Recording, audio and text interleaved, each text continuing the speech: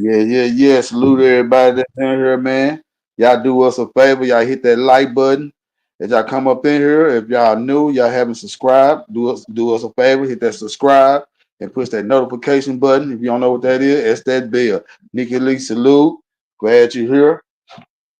Come on in, hit that like button, everybody. We got something good for y'all today, too, man. We on this Jaguar right. And man, this woman been telling the truth the whole time.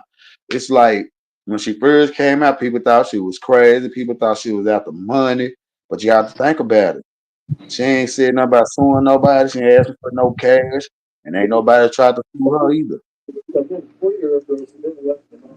She know more than a lot of people think that she knows. And she's spilling the beans. She's spilling the beans as she go. She putting it on game. It's a lot of shit that Kim Porter didn't touch on. And like always, we got our boy up in here from Diverse Talk TV, Assassin up in What's here up? with What's us. up? What's up? What's up? What's up? Make sure y'all subscribe and tune in. It's understood already. Make sure y'all have a safe and blessed day, man. This gonna be a good one.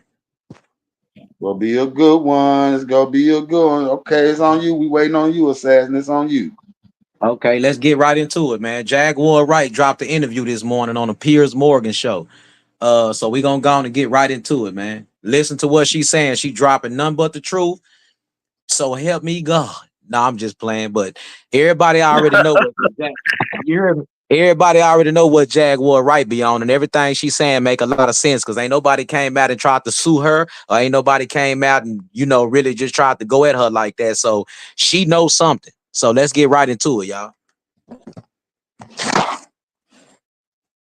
Because for 4 years, I've been screaming, not just Diddy, but Diddy and Jay-Z are monsters. And the victim making machine kept going on. Jay-Z has been notable by his silence since these charges were brought against Diddy. Why do you think that is? Because that's what he does. He starts little fires everywhere, forces everyone involved to go and carry water while he sneaks away without a response. That changes now, Sean. You must respond. You have no choice. Harvey Weinstein, Jeffrey Epstein, Robert Kelly, Sean Combs have one person in common, professionally and privately. Sean Carter. This has been a fist of tyranny that has been punching through our culture and our society for decades. It must stop. There's been obviously a lot of Cruelty-free artistry. right. There's been a lot of rumor mill about what has happened in the rap world. A lot of allegations that the misogyny in the lyrics clearly was based on a general misogyny towards women away from the music, and that clearly seems to have been borne out by these charges against Diddy. Which, if he's found guilty of all this, he's never coming out of prison. How dangerous do you think? Thank God. How dangerous do you think he is as a person? I think he's one of the most dangerous people I've ever met. A lot of people have been questioning, well, she doesn't really know him. She has no knowledge of him. She doesn't have a picture with him. I'm smarter than Claudia Jordan. I would never take a picture with the devil. Everyone knew he was the devil. He's been the devil for 30 years.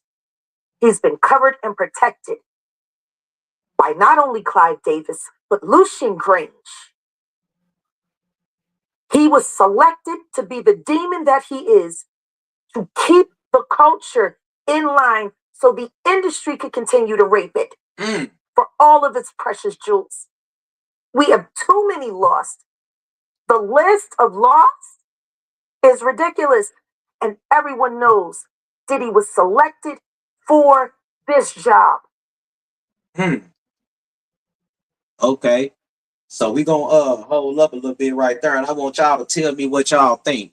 If y'all got any questions that y'all want to ask about this interview, it's still a lot more of the interview left. They also got DJ Vlad on the interview too. he kind of act like that he kind of like disagreeing with Jaguar, right, and saying she a conspiracy theorist and all that, which that's the way that that's the way that they try to quiet, the victims and the people that know what's going on. You either crazy or you a conspiracy theorist, one of the two. So hold on, let me get back into this. Harvey Weinstein, Jeffrey. Hold on.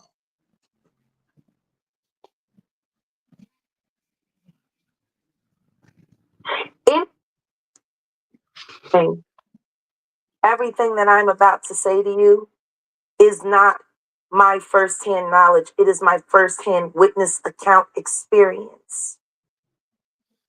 I was a sex worker. I was a dominatrix before I got my record deal. That's how I know how the dark world and the sex world and the entertainment world run hand in hand. That's why the movie Blink Twice is so important. Salute to Zoe Kravitz. The sex workers that I have worked with throughout the years and continue to work with even to this day have worn hidden cameras. I have my own tapes. I've seen what they do. The ritualistic behaviors, the drugging, putting girls in the suitcases, dumping them in alleyways. It's horrifying. And it's all done under the protection of this is going to be paid off. There's another NDA. It's terrible. It seems to have been something that a lot of people knew about, but people were simply too scared to talk about. Everyone knows. And every person that's sitting there trying to act surprised knows very well. The whole point of this, like Cat Williams said when he sat with Shay Shay earlier this year, the whole point of this is for them in a coordinated effort to pretend like none of it is real for the public's perception. Everyone knows what's going on, and it's been going on for years.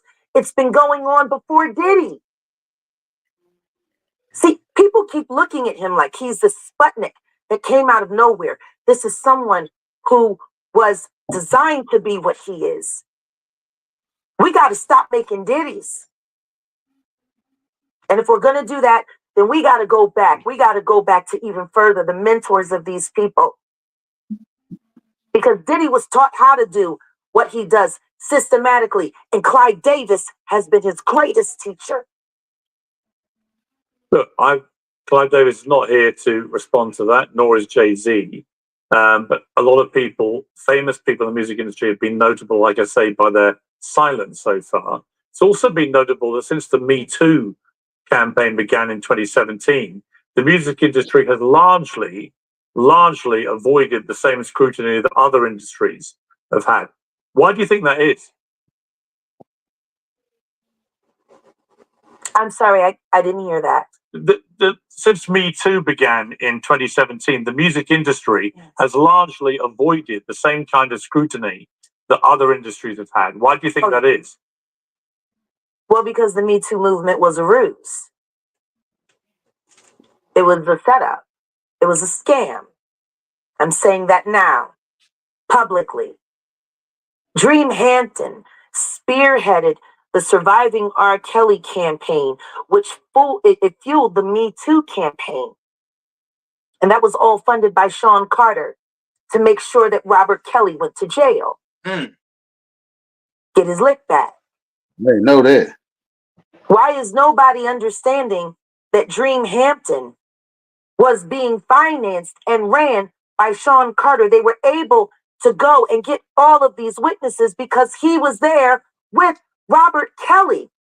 How does Jay-Z sit down with Gayle King and she not ask him one question about the intersection between him and Aaliyah and Robert Kelly?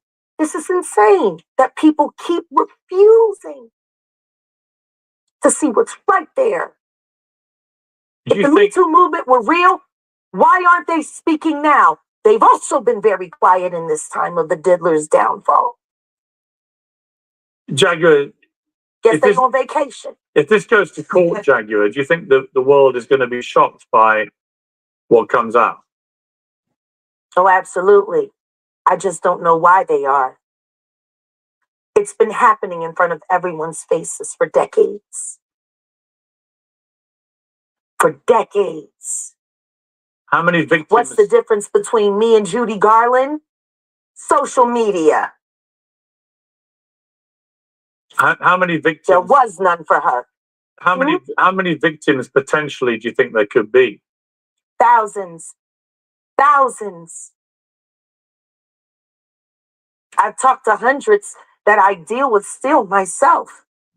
I have 3 victims right now who are willing to give testimony about not only what Mr. Carter has done to them, but his wife as well. Not Beyonce. They're a nasty little couple. They do nasty things. What do you think happened with Kim? Keeping people against their will. Putting people on planes while they're unconscious. Just like Aaliyah got on that plane. Ooh. Unconscious. There's a lot of things that people don't want to talk about. Yes. Listen, like I said, Jay-Z and Beyonce are not here, unfortunately, to respond to that. I know. I'm just being honest with you. You're perfectly entitled to your views, obviously. Kim Porter, yes. A new book claims that Diddy may have been involved in her early death. What do you think of that? I think people should really look into that more. I am friends with Albie Shore. I love him. I love his children. I knew Kim. We used to all hang out together at the Kit Kat Club back in the mid-90s when Diddy was first starting his reign. I watched that whole thing happen. And everything that Albert has been through, every attempt on his life that has been ignored by the authorities, it all leads back to Diddy. And everyone knows it. The wiretapping of the phones, putting air tag on children during visits. Wow. These are normal practices that these people do. Jaguar, I've got to leave it there. I really appreciate you joining me. Thank you very much. Thank you for having me. Come on, man. Y'all got to let me know what y'all think about that in the comments. Please. Somebody, y'all got to let me know. I know y'all got questions. Hey, we got to go down through there today. We got to get to the bottom of this because even DJ Vlad come on here next. I want y'all to listen to what DJ Vlad said. Like he kind of going against what Jaguar Wright doing, trying to sweep what she's saying under the rug. So I don't know what part he play in it. You know what I'm saying? Right, cause you heard what he said. He talking about, oh, well, they're not here to defend themselves and this and that. He ended the interview because he tied into some of them people in some of them people's pockets, and I wouldn't be surprised. I wouldn't be surprised if it's a set up for them to get in country, be able to find her and do her. You see what I'm saying? Put something up like they did Kim Porter. You know what I mean? Them people, they not lying. They not lying. And it sounded like their interview was over a phone. Yeah, she was sitting right here on TV with the man. They on a split screen. You hear me? Right. He on one, and she on another side. It was like a Skype, like they was on Skype or something. Probably. Yeah, something like that. You know what I'm saying? But it's kind of like a real news channel, and you can see her on one side and him on the other side, and you can kind of see the buildings behind both of them and stuff. You know what I'm saying? So I want y'all to listen to what DJ Vlad had to say. Excuse me, y'all. I had to burp. Excuse me. And thank you for caring. I do care. Thank you very much. Well, I'm joined now by the host of Vlad TV, DJ Vlad. DJ Vlad, it's pretty horrifying listening to these testimonies. What did you make of what you just heard? Well, Jaguar Wright is known to be a conspiracy theorist. I don't really co-sign anything that she says. I've never had her on my show, and I don't have any plans to have her on my show. What you mean? Like, you heard that? Yeah, and people need to understand a lot of people that been on Vlad, they ended up dead or locked up doing a whole bunch of time. And Boosie a fool for keep going on there. Boosie a That's fool because keep going on there. that's because Boosie been tied into the Diddy party too now. Hmm. Right. Yeah, You know what I mean? we'll talk about that tomorrow though, because Boosie and your boy One-Eyed Charleston White, they both tied in. You know what I'm saying, in the industry on some BS. So we're gonna get into that tomorrow though. There's gonna be some old bums for us to drop for these people. Let's get right into it, man. You don't believe her? She got an album in 20 years, and a lot of this stuff is just stuff she's heard, things she's making up, and so forth. I'm not saying that there aren't serious things that Diddy may have done, but yeah, I can't co-sign anything that Jaguar Wright is saying, if that's your question. Well, I mean, obviously, since we last spoke, there have now been these charges against Diddy, which are incredibly serious. You didn't think at the time we last spoke that he was likely to face these charges. Are you surprised it's come to this? I'm not surprised, because I feel that law enforcement in general is reactionary. I think that when you look at high-profile individuals, their arrests, indictments usually come after a documentary, a big TV show, or in Diddy's case, there was this huge lawsuit that Cassie filed, and everyone got to see all the details and all the attention that came to it. So, yeah, it wasn't a surprise that it actually happened, because you've seen this happen over and over again. R. Kelly, Harvey Weinstein, all the attention that they got, and then now Diddy. So, yeah, I mean, this is ultimately the world that we live in. But he'll have his day in court.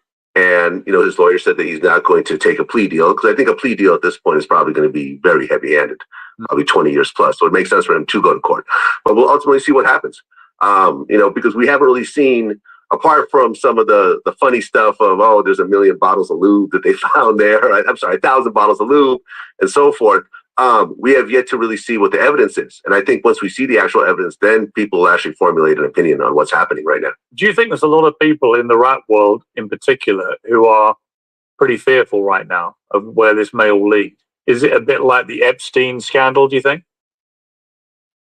I don't really think so, because, I mean, ultimately, everyone wanted to go to Diddy's white parties when they were happening. You know, if I got an invite, I would go. But there's a party within a party. There's the actual party where the big celebrities go to, the Howard Sterns and the Leonardo DiCaprios and so forth. You never hear of any of them really being involved in this stuff. They go home, you know, at 2, 3 o'clock a.m. And then there's the private parties that seem to involve sex workers and probably certain types of people that are kind of in an inner circle. No. And we'll see if those names ultimately come out or not. You know, I think that when it comes to a situation like the feds, cooperating is a very big thing. And I think if Diddy cooperates and gives up some big names of actual crimes that they committed, that'd be a way of actually, you know, lessening the amount of time that he does, or possibly even walking away. I mean, what had you heard about Diddy over the years? Obviously, people knew he had parties. They knew he was a big rap star or something. But the nature of this kind of thing. I mean, I'm asking because when I watched, for example, I met Diddy a couple of times. He was always perfectly charming to me. But you know, I've met a lot of people who are charming and turned out to be monsters. The video that came out of showing him beating up his then girlfriend in a hotel corridor was so shocking that when I watched it, I remember thinking, well, this guy is capable of anything.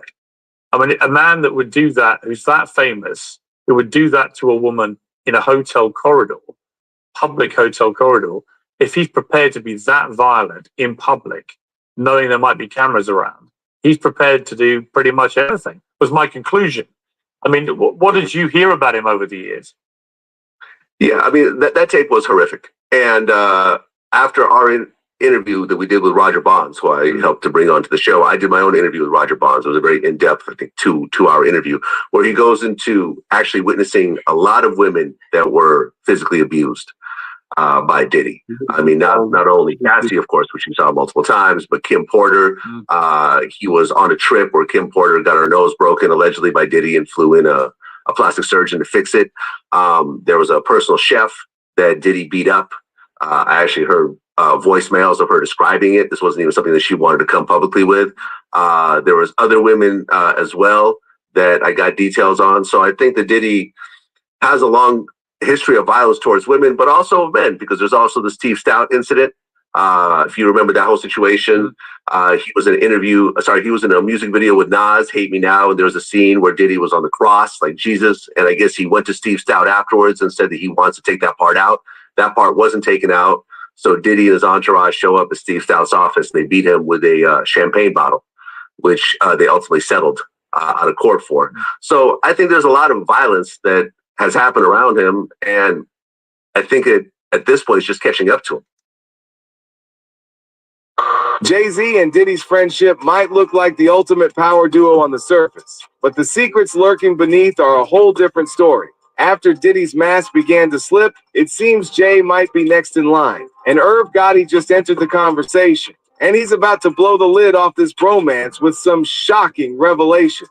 Jay-Z and Irv Gotti's friendship goes long back. Funny enough, Jay wasn't too impressed by Irv's birth name, Irving Lorenzo. So, in true Jay-Z fashion, he gave Irv a tougher nickname, transforming him into Irv Gotti. Everything seemed cool at first, but things got messy, and Irv's relationship with Jay turned sour fast.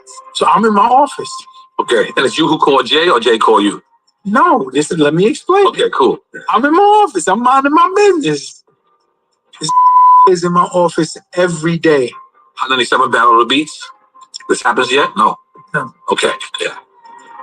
Wait, that happened. Because that's when people could clear that Nas won. No, that didn't happen because it happened with Super Ugly. Okay. Oh, yeah, that's right. So it's in my office every day. Now, if you know Jay isn't the type of dude that's gonna openly ask for help or openly ask for anything. So every day. So by the third day, I'm like, what's up? I hit him. I'm like, what's up? Is bothering you? He said, yeah, got it. Shit, good. I said, you want to get him? He said, yeah, I want to get him. So in my mind, I'm like, you've been saying all this. If he do something, you gonna basically air out his right? He can. And y'all, listen, this is Irv Gotti, the one that Ja Rule and Ashanti then was signed to. This him speaking on his interaction with Diddy. Right. Jay-Z, his interaction with Jay-Z, I'm sorry, y'all, his interaction with Jay-Z behind the scenes and what he know that's going on too. He been saying little things. So we went to Baseline. Dame Dash is not around. No, Dame Dash was never around. Wait, what? What is it for? I mean, he wasn't around like Hov is Hov. I get it. I don't need nobody. Right. Once Hov got on, he was the guy I would be like, he didn't need nobody. Right. Like X needed people around him to help him. Right. Ja needed me to help him. Right. Hov? Right. Once he got on, he didn't need nobody. He could do it all himself. He'll pick the beats, go produce it. He didn't need nobody. So we go in there, I put on a Super Ugly beat, and he does what he does. Talk about it. No one cared. At the time, I could tell, like, I wasn't in the studio session, but I could tell you thought that was hard. In all honesty, I thought he did what he was saying he's going to do. Now, did I think it was the hardest? No. Because in retrospect, you would have asked me Ether or Super Ugly, I would have been like, yo, Ether, yeah. Like, are you serious? This is a free. And I didn't want to get in that arena. So I'm using another. I didn't make a beat. It's a freestyle. Ether's a record. Right. Takeover's a record. Right. You want to do a battle, do Takeover and Ether. Right. I think Ether still wins. Right. But do that. You did a freestyle where he's rhyming. So What up? that's the exact story of how that came about. And it was funny because when Cream heard it, because after Super Ugly, that's when radio did the. Wasn't it 2 weeks, Super Ugly and something else? It was Super Ugly and Ether, and they put them together, and it was about the J record. Didn't you mix 2 different beats? Or But Big is writing all Junior Mafia, Lil Kim, everything. But he telling Puff they write their own because he's in the publishing deal with Diddy, right? And this is what I think ultimately why Big got killed because he was robbing Puff. Yep, they So did does that get clear DMX. Diddy's involvement with it? They got DMX gone. They did. And this is Choke No Joke reveals Diddy ordered hit on Biggie. This is him revealing the ordered hit on Biggie. No, allegedly. You know what I'm saying? I don't know. Cause you kind of put that on. It seemed like you angled it like Reggie as the orchestrator, but where does Diddy fit in that equation then? Because people are trying to assume that he is connected to Tupac's assassination. All right. Salute, Denise. First and foremost, let me say my points and views are speculation, right? This is just all through research, and my points and views is not the points and views of Comedy Hype, all right? First and foremost, let me say that, right? So, Reggie, I believe, is involved because Salute, Keith. let's take it back to Diddy, right? Mm-hmm. More recently, there's a rapper, or former rapper, I don't even know if he's a rapper anymore, but a guy named Little Sean did an interview recently, and that brought up more of Diddy's involvement to me, right? The Quad Studios session, right, where Tupac got shot, right? I believe that that's where the ultimate ending in Vegas, I think that this is the origin. Connected. Yes. Okay. Right? Why I say that is this, right? I watched this interview with Lil Sean more recently, and when he talked about it, the Quad shooting, this time he left blanks. He didn't want to mention Diddy name, and he didn't want to mention Jimmy Henchman name, right?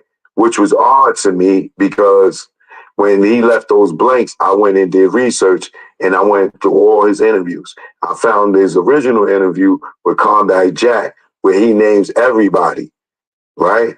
And the more recent one, he's just talking about, I got too much respect for these dudes. I don't want to mention their names. They my big brother. I'm like, damn, what are we talking about? So I go research, boom, find the Combat Jack joint. He giving all up, right? The blanks that was missing was Diddy and Jimmy Henchman, right? So now here's what happens. If you go look at the Vibe interview with Diddy, or MTV interview, sorry, with Biggie and Puff sitting on the couch. You know that one, right? Yeah. They are questioned about the shooting at Quad Studios. Diddy never mentions Jimmy Henchman, right? So what happens is this.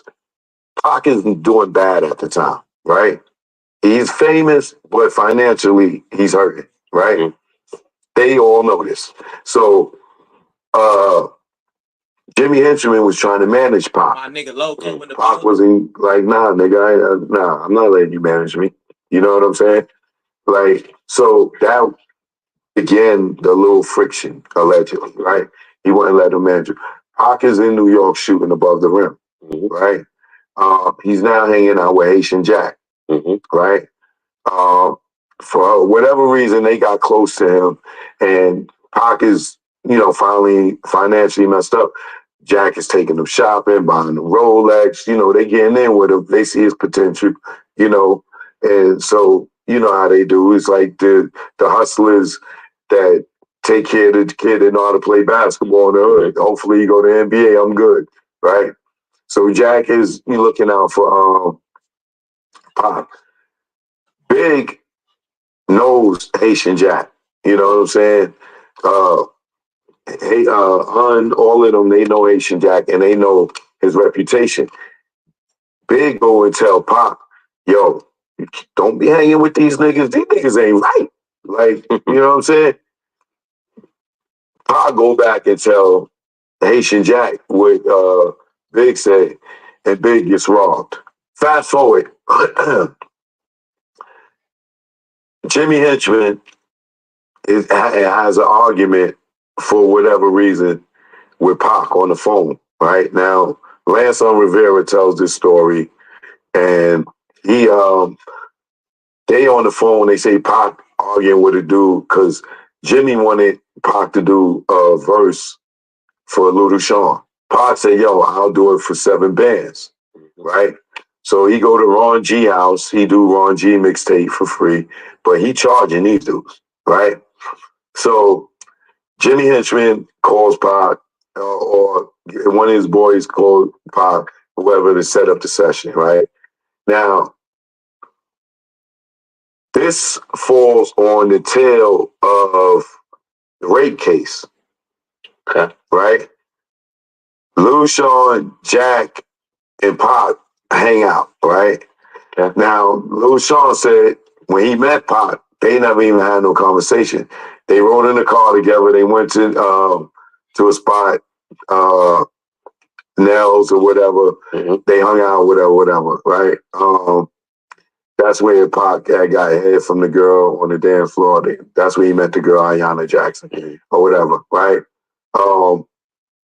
But Lil Sean is saying that him and Pac never had no friction. I mean, no interaction yet. They never had no interaction for them to be doing no song, and they don't even make the same type of music for them to be doing the song with him, right? So Lil Sean, so Jimmy and Pac have this phone call where they branding each other. Yo, nigga, I'll kill you according to Un, right? So when Pac get off the phone, they ask Pac, yo, who you was talking to like that?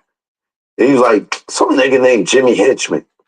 And they like, Jimmy Henchman? Nigga, you crazy? Like, yo, Jimmy Henchman, like, yo, I do to kill you. You like, yo, we gotta get guns, like, right? So this is all going on, right? So now Pac and them go to the studio. He said, Pac, like, yo, so what, we need guns or whatever. Like, yeah, nigga, we need guns, whatever. So Jimmy called and like, yo, I got your money, whatever, show up to the studio, allegedly, right? Mm-hmm. So when Pac is coming to the studio, right? Now here's where Puff comes in at, right? Okay, let's go. Pac is coming to the studio. While Pac is coming to the studio, Puff finds out that Biggie and them is having a session, a Junior Mafia session. Okay. Now, allegedly, Puff don't know about this session, and remember, Biggie is screwing Puff over because he got a publishing deal with Diddy, right? Okay. But Big is writing all Junior Mafia, Lil Kim, everything, but he telling Puff they writing their own because he's in the publishing deal with Diddy, right? Okay. This is what I think ultimately why Big got killed, because he was robbing Puff, right? We'll get to that, right? So when Pac is coming to the studio to do the verse for Little Sean, when he see Little C's on the balcony, he like, yo, Pac, what up? He's assuming that Big enough is upstairs in the session that he's going to do the verse. Right? This is why he blamed Big in the beginning. Right? So when he comes around the corner, you know, the dudes who we know who they are now, they in front of the quad, hats low, whatever. Pac and them go in, right? When they go in, the whole robbery happened. I ain't got to recap that whole thing, right? But after the shooting and everything, Pac and them get on the elevator. When they go upstairs, they don't go to Big session, right? Now, what people don't know is Puff didn't know about Big session. Somebody called them and told them that they was up there, right? Now, Jimmy Henchman's upstairs waiting for Pac to come up. Them niggas was just beefing. Nigga, I can't get right? Puff is upstairs with Jimmy Henchman, right? Getting ready to bust in on Biggie and them, little secret ass session. But Puff ain't going in there by himself. He going with Jimmy. But before that can happen, the altercation with Pac happens downstairs. Right. So when Pac get on the elevator, come upstairs, and the elevator open, Puff is in there with Jimmy. Not only is Puff in there with Jimmy, Andre Harrell's in there because Pac, Andre Harrell been taking Pac out, to lunch and stuff and dinner and stuff, trying to get ready to give him a job on New York undercover because they telling Andre that Pac is hurting for money. So he's like, yo, I'm going to give you a recurring role. So he's there to meet Pac to talk to him about the New York undercover. While Puff is there, I don't know, right? While Jimmy is there, we already know they was just beefing, right?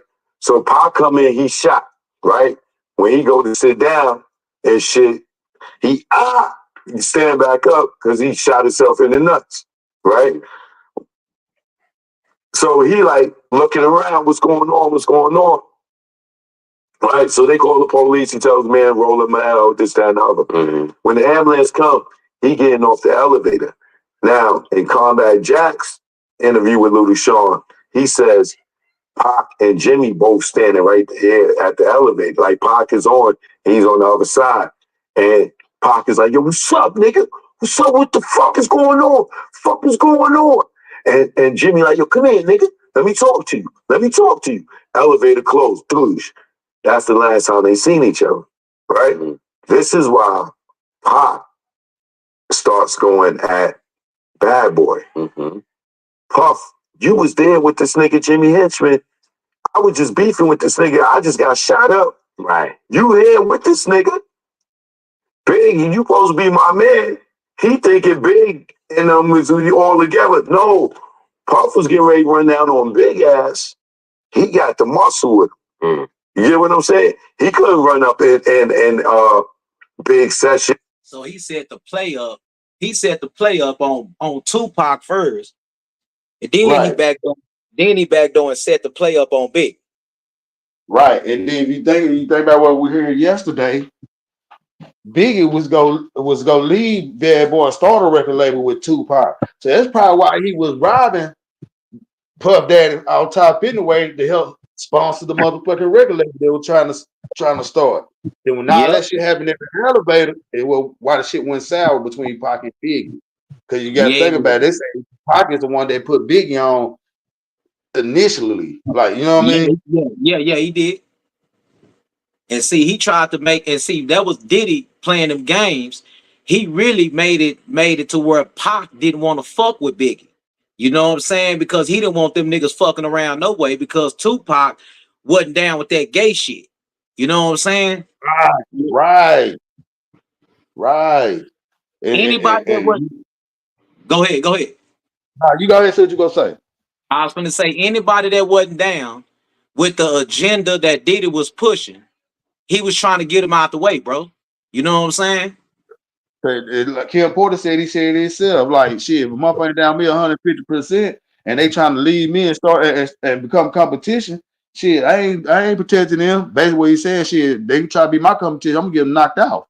Get them out my motherfucking way. Yep. They gonna either get knocked off or they gonna come down with pneumonia. Yep, either or. Let's get back into it. And we're on in there. You know what I'm saying?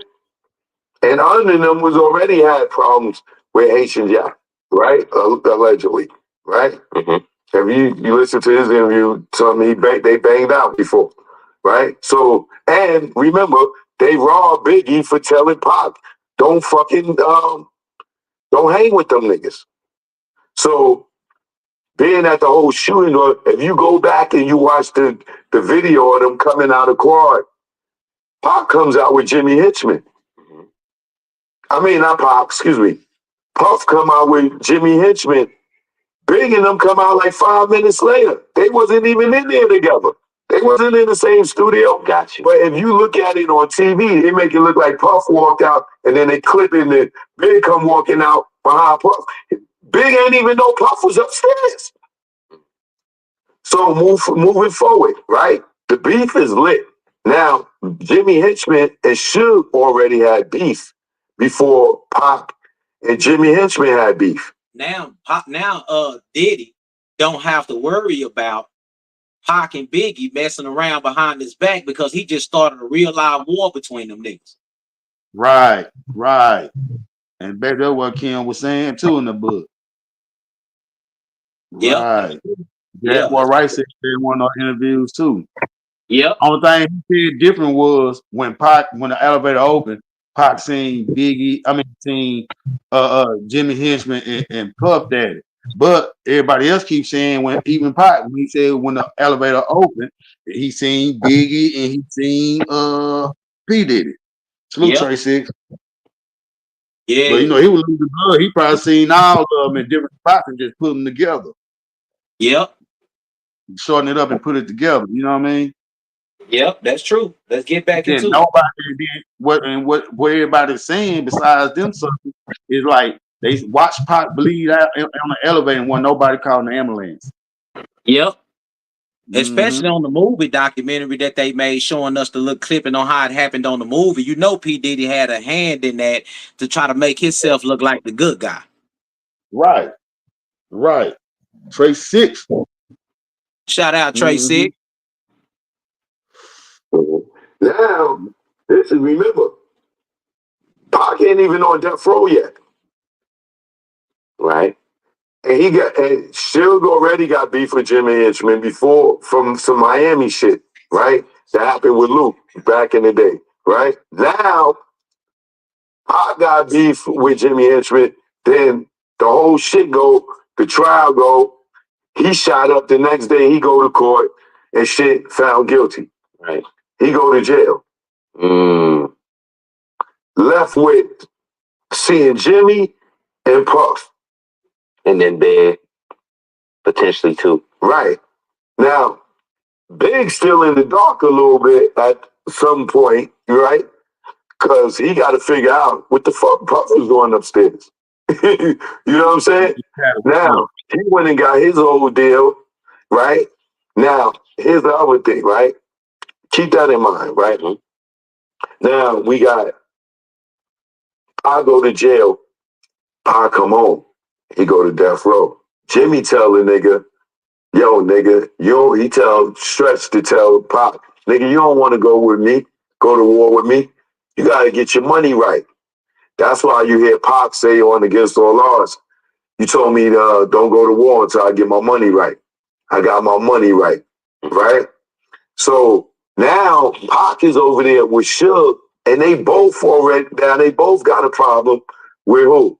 Jimmy and Puff, or Diddy, right?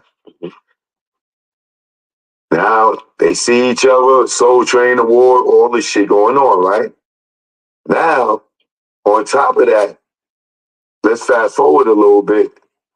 Now Snoop goes and say he ain't got beef with Puff and Biggie, right? Remember, Pac sees Puff in the fucking studio where he shot in his head, shot the fuck up. He remember Puff being there with Jimmy, right? Now, Snoop, you saying you ain't got beef with these niggas? Those is your boys? Fuck you too, right?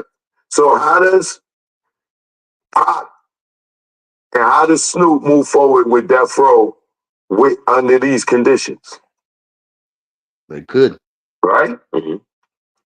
Boom. Now, Diddy starts hanging with the Southside Crips, right? The Southside Crips allegedly get offered by Diddy, right? $1 million to kill Suge and Tupac, right? Due to the beef, the fake East Coast West Coast beef, which is really a beef between two labels. No, between two niggas, Suge and Puff, Pac and Puff, Suge and Jimmy, Pac and Jimmy. Gotcha. Right. So Southside get offered this allegedly get offered this $1 million from Puff, right? To kill Suge and Tupac. right? According to Keefe D, right? Now, this is where Reggie comes in, right? Okay. And that was your way to kind of tie in Diddy. I just want to make sure we're clear on that. Okay. Yeah, right? So this is where Reggie ties in with Diddy, Keefe D, and all of them. I believe, personally, that Keefe D, knowing that now in New York, after Pac and Snoop and the Angie Martinez and situation happened, they fly back to California. That's the last time Pac and Snoop saw each other, right? According to Snoop, he says, "Yo, cuz, you going to the fight, cuz?" And Pac, "Yo, man, get out of here." And they ain't speak no more. But now the beef is lit with them, right? We already know it was real tension between the Outlaws and Pac and Snoop and the Dogg Pound. Mm-hmm. Like, they know internally what real shit was going on between them. The world might not know it, but it was real. It was lit. So, like I said, it was no moving forward at that point. Mm-hmm. You know what I'm saying? So what I believe is, as you can see, Keefe D still have a relationship with Reggie Wright. Reggie Wright still has a relationship with Keefe D and his son, and they are Crip affiliated. Reggie's affiliated with the Great Street Crips, right? Mm-hmm. Then we got Marv James. So you had so Puffy had the Southside Crips to knock off Tupac. Basically, because they were trying to kill Suge Knight too. Yeah. Mm-hmm. It made a lot of sense. Yep. And like they said in that book. Comments that goddamn said, "Oh, Marv James wasn't a Crip." I know that his name is Marv. Marv is. No, go ahead. I accidentally pushed the play button. Go ahead. What I was saying, that make a lot of sense because in that book, they say that Kim said that Puff Daddy gave the money to Snoop Dogg. Right, when he told him he'll take care of him, he said, "Hey, get this to the homies for me." And it was a bag more Snoop Dogg name on that motherfucker, but you know she put XXX, but shit, everybody know that Snoop Dogg dog. You know what I mean? And then she went from 3 to 1. So when you short Snoop Dogg name or what they call him, Snoop, everybody call him Snoop. You know what I mean? Yep. So yeah, he gave that man that money. Snoop, it went from nobody go. Snoop probably like gave it to a nigga to go get it in, but and they say they never got it. Snoop probably kept that motherfucking money. Yeah, which is why they put that camera footage out there of Tupac getting into it with that nigga Orlando, the Southside Crips, and that where they coming from, the Tyson fight or something? The Tyson fight, yep. So that was all part of a play, you know what I mean, to get him out there. Yep. To make it look like something else. You know what I mean? So he took that ass whooping because he already knew what was coming afterwards. Yep. He knew what he was doing, falling up in there with all them blood niggas. They already knew they was down there. Yep. He walked in there like he trying to snatch a chain. Yep. Yeah. The Pie Rules. Duh. I know that. I said Marv James is Crip affiliated, being that his baby mama is a Crip, his daughter is a Crip, and they live in Southside Crip neighborhood, and he isn't being able to be and grow up. He originally grew up in that area. And let him tell it, he did grow up in that area, and he got a baby mama as a Crip, and his daughter is a Crip, and so he's Crip affiliated. To make it clear for y'all, okay? Now, Marv James allegedly lived in Vegas with Keefe D for 7 years before he went back to Compton. Marv, you heard Keefe D say Marv James hangs with Keefe D's son, who's a Crip, right? So Marv James is Crip affiliated. Not only is he Crip affiliated, he hangs with Keefe D. Him and Keefe D is boys. Him and Reggie is boys. Reggie's Crip affiliated. Reggie is cool with Keefe D. We seen Reggie call Keefe D phone on YouTube on Tupac anniversary last year. of his death. He got his phone number. Reggie also hooked Keefy D up to do these interviews on the internet. So they have a relationship, right? Snoop is Crip affiliate, is a Crip, right? Snoop did the Hard White compilation with the Crips who was in the car who's supposed to kill Tupac. The Hard White compilation, Big Dre's record label, who Reggie said had a meeting with Big Dre himself. The same guy that was in the fucking white Cadillac, the Crip, had a meeting with Reggie to give him distribution for that same compilation album that Snoop did with the Crips that was in the car that killed Tupac, allegedly, right? Boom. So what I believe is this. Once the beef was over, once the fuse was lit with Pac and Snoop, Sharitha Knight, which is Suge Knight's ex-wife, managed Snoop, right? That's the Crip side of Death Row. The other side, I'm going to draw it on the board for y'all in a minute, right? The other side is the blood side. Suge side, Mob, Hot Rules, all those is the blood side, right?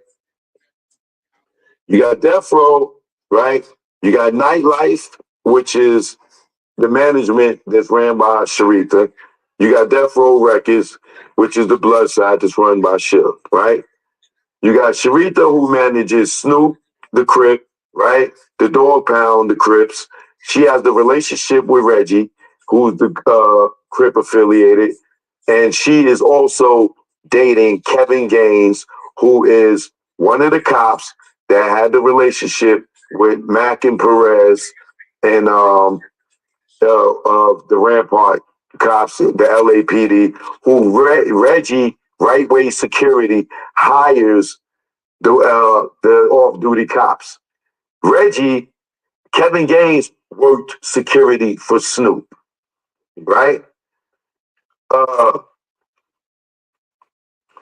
That's the blue side of it, right? The red side of it is Suge being affiliated with the Mob Pirus, right? Now you got Marv James, who is sitting there constantly talking about how they wanted to rob Suge. Yo, man, let's get Suge. So even though he's on the red side, Marv James, he's Crip affiliated, right? Mm-hmm. So he goes over there with them, with Reggie, with Keefy D and them, and everybody else, because that's who he get money with in the streets, allegedly, right?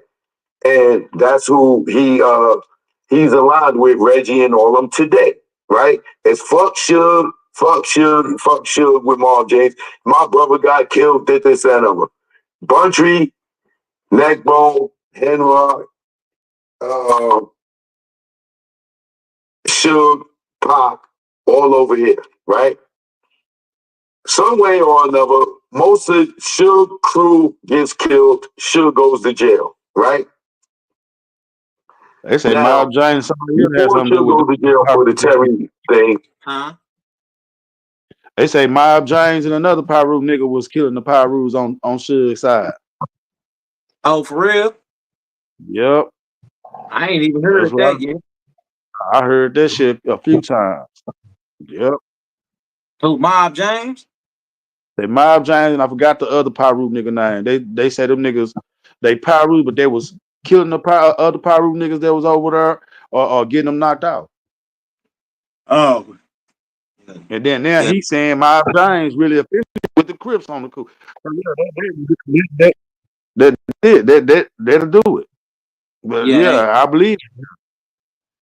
Yeah, because California, California gang culture way different. Right. They shit different. You know, they use motherfuckers as crash dummies, crash outs and all type of shit. You know what I'm saying? They got, they get some shit. Down the play. Take off for a minute. They sent him to jail for the violation for the when Pac got killed, he got violated and went to jail, right? Mm-hmm. Now, what I believe is when Keefy D was offered the $1 million on the hit for Suge and Pac, you got Gene Deal that always said that D-Mac, the Crip, another on the Crip side, kept telling Diddy, yo, my Grape Street and my South Side Crips will handle Suge and Pac for y'all. Right? Reggie's Grape Street, Keefy D is South Side. Right?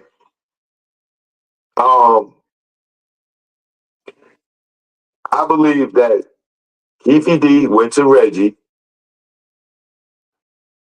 and being that Reggie just got fired by Tupac 10 days before, David Kenner got fired by Tupac 10 days before, Suge fired the accounting company because he found out they stole like 20, 30 million, right? So, and then Snoop, how the fuck is he moving forward with Death Row with this beef with Tupac? Where he going in the studio? No. Right. He going on tour with this nigga? No. They ain't doing no shows together? No. So something got to happen, right? So there's $1 million that we can get, and this beef anyway. It's the mob against the Crips, right? Ultimately, right? We can get $1 million from this Diddy nigga and kill two birds with one stone, right? Now we know now with Reggie's response to me, what I said, he was the first suspect. The number one suspect. He's the number one suspect in the Biggie case, right?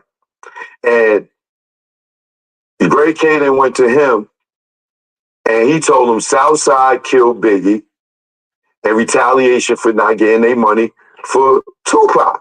Who the fuck? I thought Tupac got killed because he jumped on the gangbanger. So how would Reggie know that there was some money offered for Tupac, right? That goes to show that he knows that there was a hit on Tupac, right? Yep. I believe Keefy D went to them, and Bob James was already saying, yo, let's get this nigga. Reggie knew that if Suge got killed, that he would run the label, right? Sharita would inherit the label. Him and Sharita was cool, right? And then also, not only do Snoop got beef with Pac, Kevin Gaines, Sharita's boyfriend, got beef with Suge. Why? Suge took Kevin Gaines' ass out to the desert, caught him and Sharita in Las Vegas together, took him out to the desert and beat his ass and stripped him and left him out there. And then went and kicked in Sharita's door looking for him, right? So now you got Sharita that will inherit the label if Suge dies, right? You got Kevin Gaines who got his ass whipped, right? We talking motive now. Sharita, her motive was she would get rich. Kevin Gaines' motive is this nigga whipped my ass and stripped me naked in the fucking desert and left me there, right? Reggie will inherit the working, running the label, right? Snoop will be back in the number one spot, and he ain't got to worry about fucking Pac and the Outlaws and these niggas, right? Same thing with the dog pound, right? Everybody's in position at death row, right? Soon as Suge went to jail, what happened? Daz became the president or something like that. Reggie was running the label, right? Kevin Gaines eventually got killed, right? Dang. But Suge and them was out the way. Pac was dead, right? He was doing his thing, right? So T-Will, boy, you a genius. I said it. Hey, boy, you a genius. I said that shit. Man, you supposed to have way more subscribers than what you got right now, man. You know what I'm saying? Like, People don't know the stuff we talk about behind the scenes, man. Forgive us if sometimes we jump on the internet, acting low vibrational, beefing with each other, and doing all that dumb shit. Hey, man, that shit cuz shot. We gonna start getting straight into it. We gonna be one of the main media outlets, for the news, especially over the industry, because there be so much going on, and we be in the backfield. We grown men, that should be helping expose some of this stuff because we've been around for a long time, T-Will. Mm-hmm. I'm 38 years old. What you, 39, 40? Yeah, I'm in my 40s. You know what I'm saying? So, we've been around for a while, bro. And we ain't been like in the industry, but we've been, listening to the music and watching the videos and wondering what the hell going on. And now a lot of this stuff starting to make a lot of sense. All the way Right. back Man, all the way back from when Aaliyah died in that airplane crash. You know what I'm saying? mm-hmm. Tupac get killed. It's like the whole time I would never imagine that this man was behind all of it. Him and Jay-Z. Behind everything. Yeah, and that's another thing we finna start doing. Even after the Diddy case died down, we still gonna start recapping all the strange deaths in the industry. You know what I'm saying? You got to think about this. You got to think about this. All the hip hop and rap was coming out of the East Coast. Period. Could nobody else get on? You see what I'm saying? Yep. When NWA came out and they started going their way, then Death Row started taking over. East Coast started losing a lot of money. They started losing a lot of motherfucking money, man. That nigga wasn't liking that. Like, shit, I supposed to have the best music in the world over here. Then the West Coast nigga coming out of nowhere. Tupac done went over there. They getting all the money, all the play, getting all the awards. Yeah. They ain't like that. Down south started getting the money. Left West Coast, went to Master P, brought that shit down here. Him and what's that nigga? Jay Prince. Yeah. They weren't liking that shit. They weren't liking that shit. And then you gotta think about it now that I know think about it. Shit. Jay-Z never liked Pimp C. He probably had something to do with that. I was just finna tell you that because he did have something to do. I'm finna drop a bomb on you. He did have something to do with Pimp C getting killed because Pimp C had a sex tape allegedly of him fucking Beyonce. You see what I'm saying? Because And Pimp C, yeah, because Pimp C was, he from Port Arthur or whatever, one of them little cities, but he was in Houston. I don't know if it was him and Bun B from Port Arthur or Pimp C from somewhere else. I just know Pimp C was in Houston, and that's where everybody knew him to be from, just like they know Bun B to be from there too. And right. Jay allegedly Beyonce dad Matthew, Yeah, right. Monkey Man, underage yeah, Beyonce. yeah, he bought an underage Beyonce to the studio around Pimp C and a couple of more dudes, and he looked at Pimp C in his eyes and shook his hand and told him, "Man, don't be fucking on my daughter." You know what I'm saying? Don't be fucking on my daughter, man. You know what I'm saying? And Pimp C ended up, doing some shit with her anyway. And then Jay-Z ended up getting with her. If you go pay attention to that big pimping video, Pimp C is not even on the video with them. He's shooting it in a whole different scene, but he kind of like at a beach or something, trying to make it look like that they was in the same spot. But Pimp C ain't never fuck with Jay-Z like that.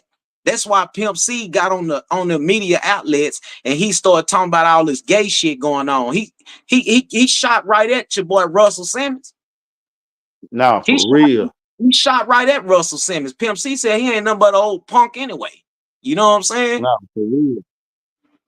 All of a sudden, Pimp C dead from overdosing on drink. Even Pimp C mama came out. His mother came out on a YouTube channel. I forgot what platform she went on, but they erased the video a while back.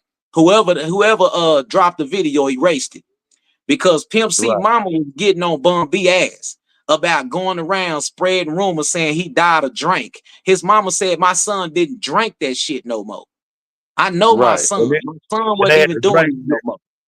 They had that Yeah, drink laid out all over the road, but then they said it was only a white girl. They said it's supposed to be one of the nigga homeboy, like the motherfucker that they looked up to him. They said the motherfucker was there, and then they couldn't find him. And then shit, probably like almost a year later, they found that nigga dead somewhere. The same way they Yep. had found Pimp C dead. So it's like Yep. shit. They had him take care of Pimp C, and they took care of him. They And they probably want found to pay Pimp. money. Yep. And they found Pimp C dead at the same motel they found Whitney Houston at. That shit crazy. So it That get means deep. they got somebody that work up in there probably. Yep, it get deep, man. They pausing Pimp C. That's what they did. They pausing Pimp C. They pausing them. They pausing the same shit that they used to pausing everybody else, putting it in their food and shit. Pimp C was the only one that, you know, especially being from Texas and Houston. And if you and the way the industry work, it's kind of like, you know, like people try to control certain regions. Like, let's just say I ain't gonna even say I'm Diddy because I ain't gonna do that. But let's just say Yeah, I'm a probably big, jumped on that nigga. yeah, let's just say I'm a big music guy and I'm running New York.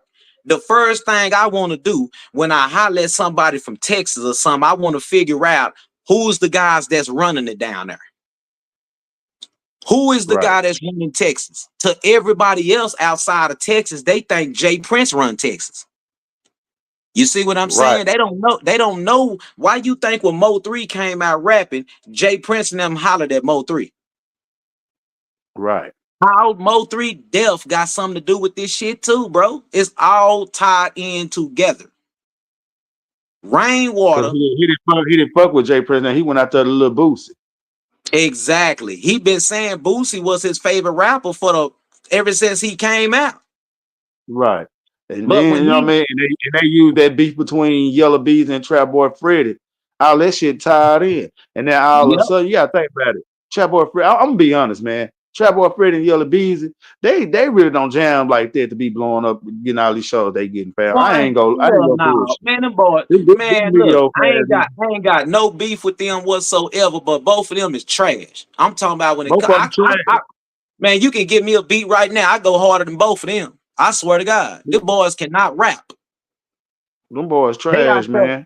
They out there strictly surviving because Mo 3 dead. Exactly. You know, and Rainwater them, you know, they had all that fake beef going on. Behind the scenes, he talked to Trap Boy now. Behind the scenes. Yeah, think about it. It ain't only Rainwater. You know, Erykah Badu really getting them niggas down there too. You know what I mean? Yeah, I ain't gonna lie to you. She the gatekeeper of Dallas. Rainwater they didn't use Rainwater as the face of it. Yeah, he the puppet. He the P Diddy. He the puppet. That's why he always hollering. You know, I want them young boys that know how to dance and do all that. Rainwater, you P Diddy. That's what you is. Yeah. That's why you always want to sign kids. You swore up and down. Yeah, he swore up and down for you. Want to put them on there. Yeah. Talking about that done and number 7 was finna be the next big thing. Soon as after Mo 3 died a little bit later, all of a sudden they all get into it and go their separate ways. Man, that was all bullshit because number 7 he'll never rap again. I thought number 7 fuck with the dogs too. We bred we bred one of our boy dogs to his female dog. I talked to him. Number 7 said, "Man, I'll never get in that rap game again." He said, "Man, Fed started pulling me over, asking me questions, all this other weird shit going on, and it was shit he didn't want to speak on, so I left it alone, nigga." And he just dropped the video with Rainwater. But he just dropped the video with Rainwater, both of them. Well, was he rapping? Yeah, him and number 7 and Dun was rapping with HSM chains on. Boy, that shit crazy. That's why you can't believe them niggas. They probably won't let. Yeah, they probably won't let them out though. They probably won't let them out. Bro, Rainwater. Rainwater probably got something on too. Ain't He's a habitual liar, and they all had something to do with Mo 3 getting killed. Dun, number 7, all of them allegedly. You know, like I really feel deep down in my heart because I listened to every interview Rainwater did. Even the dude that dropped his first interview after Mo 3 died, he dead. Rainwater was the last one with him before he came down sick and got dead. His name Mogul Mind State. They call the man Big D. You know what I'm saying? I think I think that was his name on, before he passed. Even it's interviews, bro. He was the first one to do Rainwater interview after Mo3 got killed, and Rainwater came out trying to clear his name. And he said, why you think people keep saying that you had something to do with Mo3 death and this and that and that and this? Rainwater lied, bro. He the first one to report Boosie got shot on the news. Then how the fuck you gonna tell the news reporters what happened? Come on, man. This nigga out of control. He on the news talking about, yeah, man. And the news reporter steady saying, yeah, we got the news from Brandon Rainwater that little Boosie was shot and all this and all that. What? He called them and sold them the information so they can have a hot story. There you go. He's a habitual liar, bro. All them, he talked Mo3 into having his own artists. Because if Mo3 didn't have his own artists, then Mo3, he wouldn't be getting, he wouldn't have nobody else to sign to Empire after Mo3 died to keep his shit going. Right. And then I'm trying to figure out how Boosie got a fucking warrant for his arrest in Austin. Man, I ain't even know he had a warrant in Austin. Yeah, well, it might not be a warrant anymore, but a couple of weeks ago, yeah. He was wanted in Austin. I ain't know that. Like he's supposed to been on some kind of probation or some shit. I don't know, man. But let's continue on with the footage, man. Now, here's where you see that Reggie has guilt, right? Now that you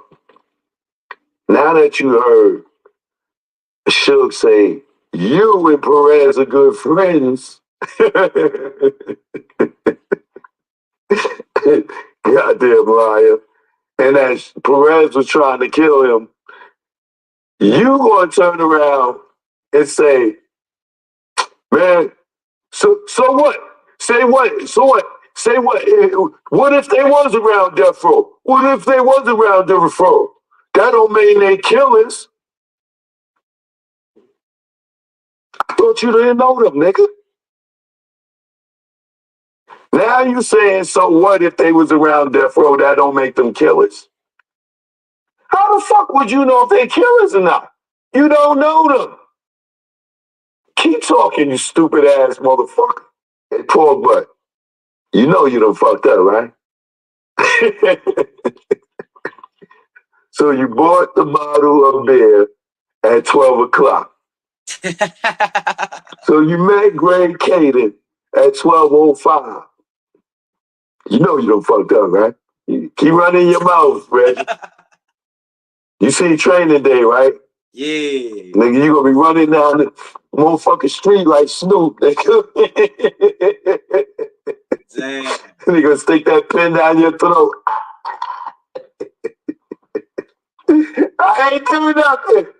Why y'all ain't touching with me?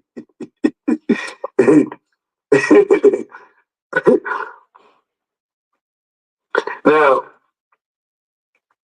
you sat there and you sit there and you try to say you don't know Kevin Gaines. You don't know Kevin Gaines? You don't know Sharitha's boyfriend. No, I don't.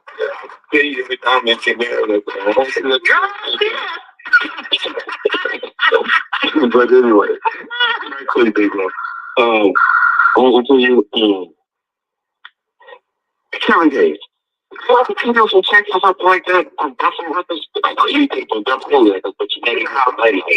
He ain't been down with no now. He got something where they trying to say that they got pictures of chicks gloves and stuff like that. Records. Yeah, we're not going to go. Look at the nightlight. Look at the nightlight. To kill you, me, and everybody else. I think he trying to play some footage, but it ain't playing clear. Like he trying to play. That wasn't that later. That was good to you. What's that whole other thing, Reggie? Vegas? It would have been that whole other thing. What's the other thing? Why y'all can't talk? Why she can't say what it is? Would that be allegedly the hit on Tupac? Or maybe Biggie? I thought you didn't know Kevin Gates.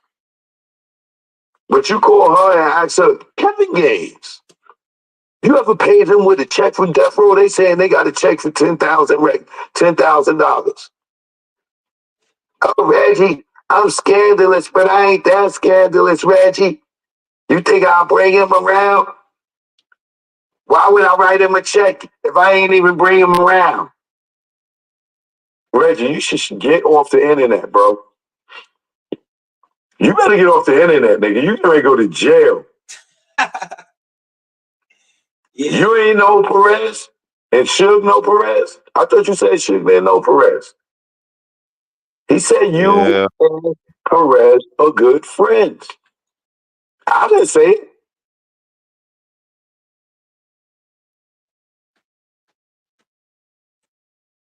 Whew, word on the street is this book is wild. It's off the chain. So before I get back, I want you to have your seatbelt buckled and get ready to take this journey with me. I'll be They back. talking about the book now? Yeah, man. It's crazy how all this shit is really tied up with P. Diddy, man. Yep. And everybody I business hope if this it's crumbling down. the money they make from this Yeah, goes to a good cause. Okay, let's get on with it. Wait a minute. It has some disclaimers.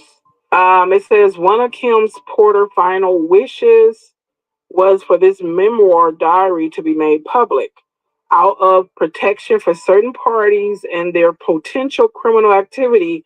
Some celebrities, performers, and events have been represented with X's due to their highly explosive nature. That's why she said XXX. Yes. Will, you're a genius, boy. At some point in the future, this information will be revealed to the public. Regarding Kim's sudden death and the mysterious illnesses of Albie Shore and Jamie Foxx, evidence does exist that points to foul play and or poisoning. God bless Kim Porter and all of Sean Combs' victims, both male and female.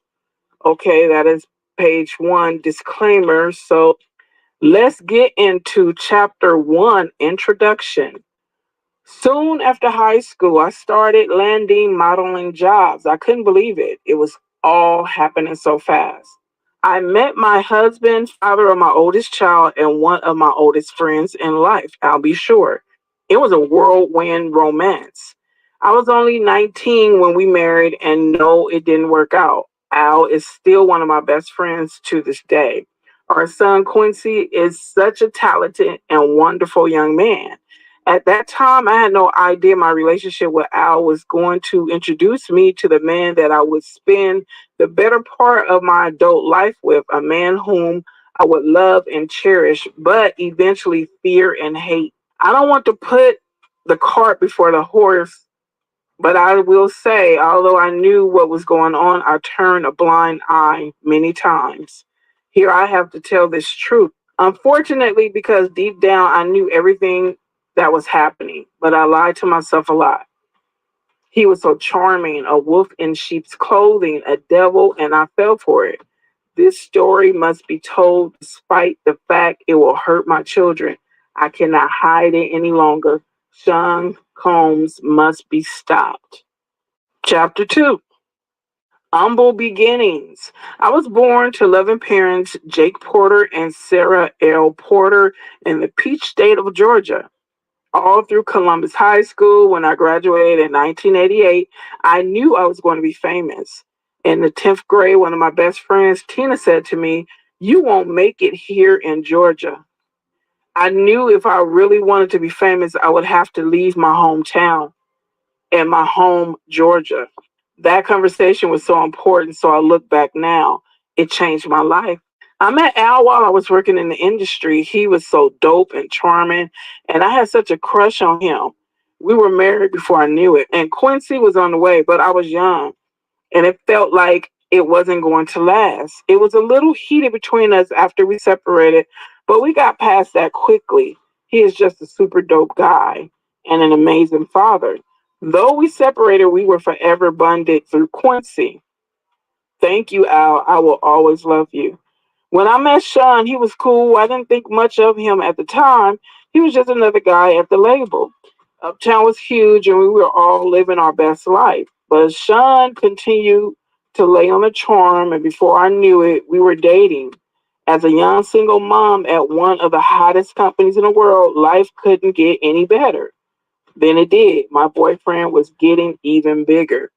Sean does seem like the type that can charm you like, man, he is so cool until he lets the demons out. Let's continue. He and He Clyde would popping. hang out a lot, but I didn't think anything of it. I mean, that was his boss, and he was doing things bigger than most men dare to even dream. I did a video talking about Clive and the other men that mentored Diddy. And you guys should check it out. I think I'm going to put it in the description of this video. That's Then what we it got to do happened. with I mine mean, too. okay, I was a little bit of a freak. I really enjoy myself with my partner. And toys are one thing, but I never imagined having a man I was dating asking me to use a toy on him. The first time he said he just wanted to experiment, try something new, I was grossed out, but he kept begging. He said it would only be this one time. I think it's time for us to address the elephant in the room. R. Kelly was the first corporately sponsored pedophile. Everybody knew. Once it came out on R. Kelly, Jay-Z fled the scene. The point was he knew all the time. For 20 years, Jay-Z refused to speak out against R. Kelly, but his former partner, Dame Dash, won't stay silent. Aaliyah is key to everything. Aaliyah and I were very serious. We talked about getting married, so I know exactly what went on. She was like, no, that's a bad man. R. Kelly did indeed marry his protege, the 15-year-old singer Aaliyah Houghton. Like, Aaliyah was like the sacrificial lamb for all that. 22-year-old rising star Aaliyah has been killed in a horrific plane crash. It's a pain that you couldn't understand. It changed you, turned you into a monster. When Dame was at his lowest, Jay committed the ultimate betrayal. I had so much trust in my brother, but he did things that I thought he would never do. So what you think I felt all these years? For 20 years, R. Kelly's power protected him. At that time, we did not look hard enough. Remember Aaliyah's album cover? Age ain't nothing but a number. Sitting back there like Perv Master. I mean, I wasn't there. You know, I ain't have nothing to do with that. They made a song together called Not Guilty. Anybody that knows what happened to my girl that with me should not be home. Period. Tell me about the relationship with Jay-Z. You and Jay-Z formed Rockefeller Records in the 90s. Are you and Jay-Z still friends? Well, but there's been things where you do business with people that are against my honor code. So because of that, I kind of have to keep a distance. If you hear all this other stuff with R. Kelly, how does that make you? What you say? Now, Stone C up in the building. I was saluting Stone C. Oh, okay. Shout out Stone C. Free my homeboy, Baby Cash. About him. I was just shocked at how long he got away with it. How many people turned and looked the other way. How many people were still, involved with him in any kind of way, knowing all those things. Before R. Kelly, Dame and Jay were inseparable as they built an empire together. You've been with Jay-Z since the beginning, right? So, about 10, 15 years. Jay-Z and Dame came from street money to starting a label that nobody wanted to sign Jay-Z, so they created their own and turned around and got him famous to where he got a deal. They got a deal in Def Jam. We all know we're a family at Rockefeller. Dave's my best friend. And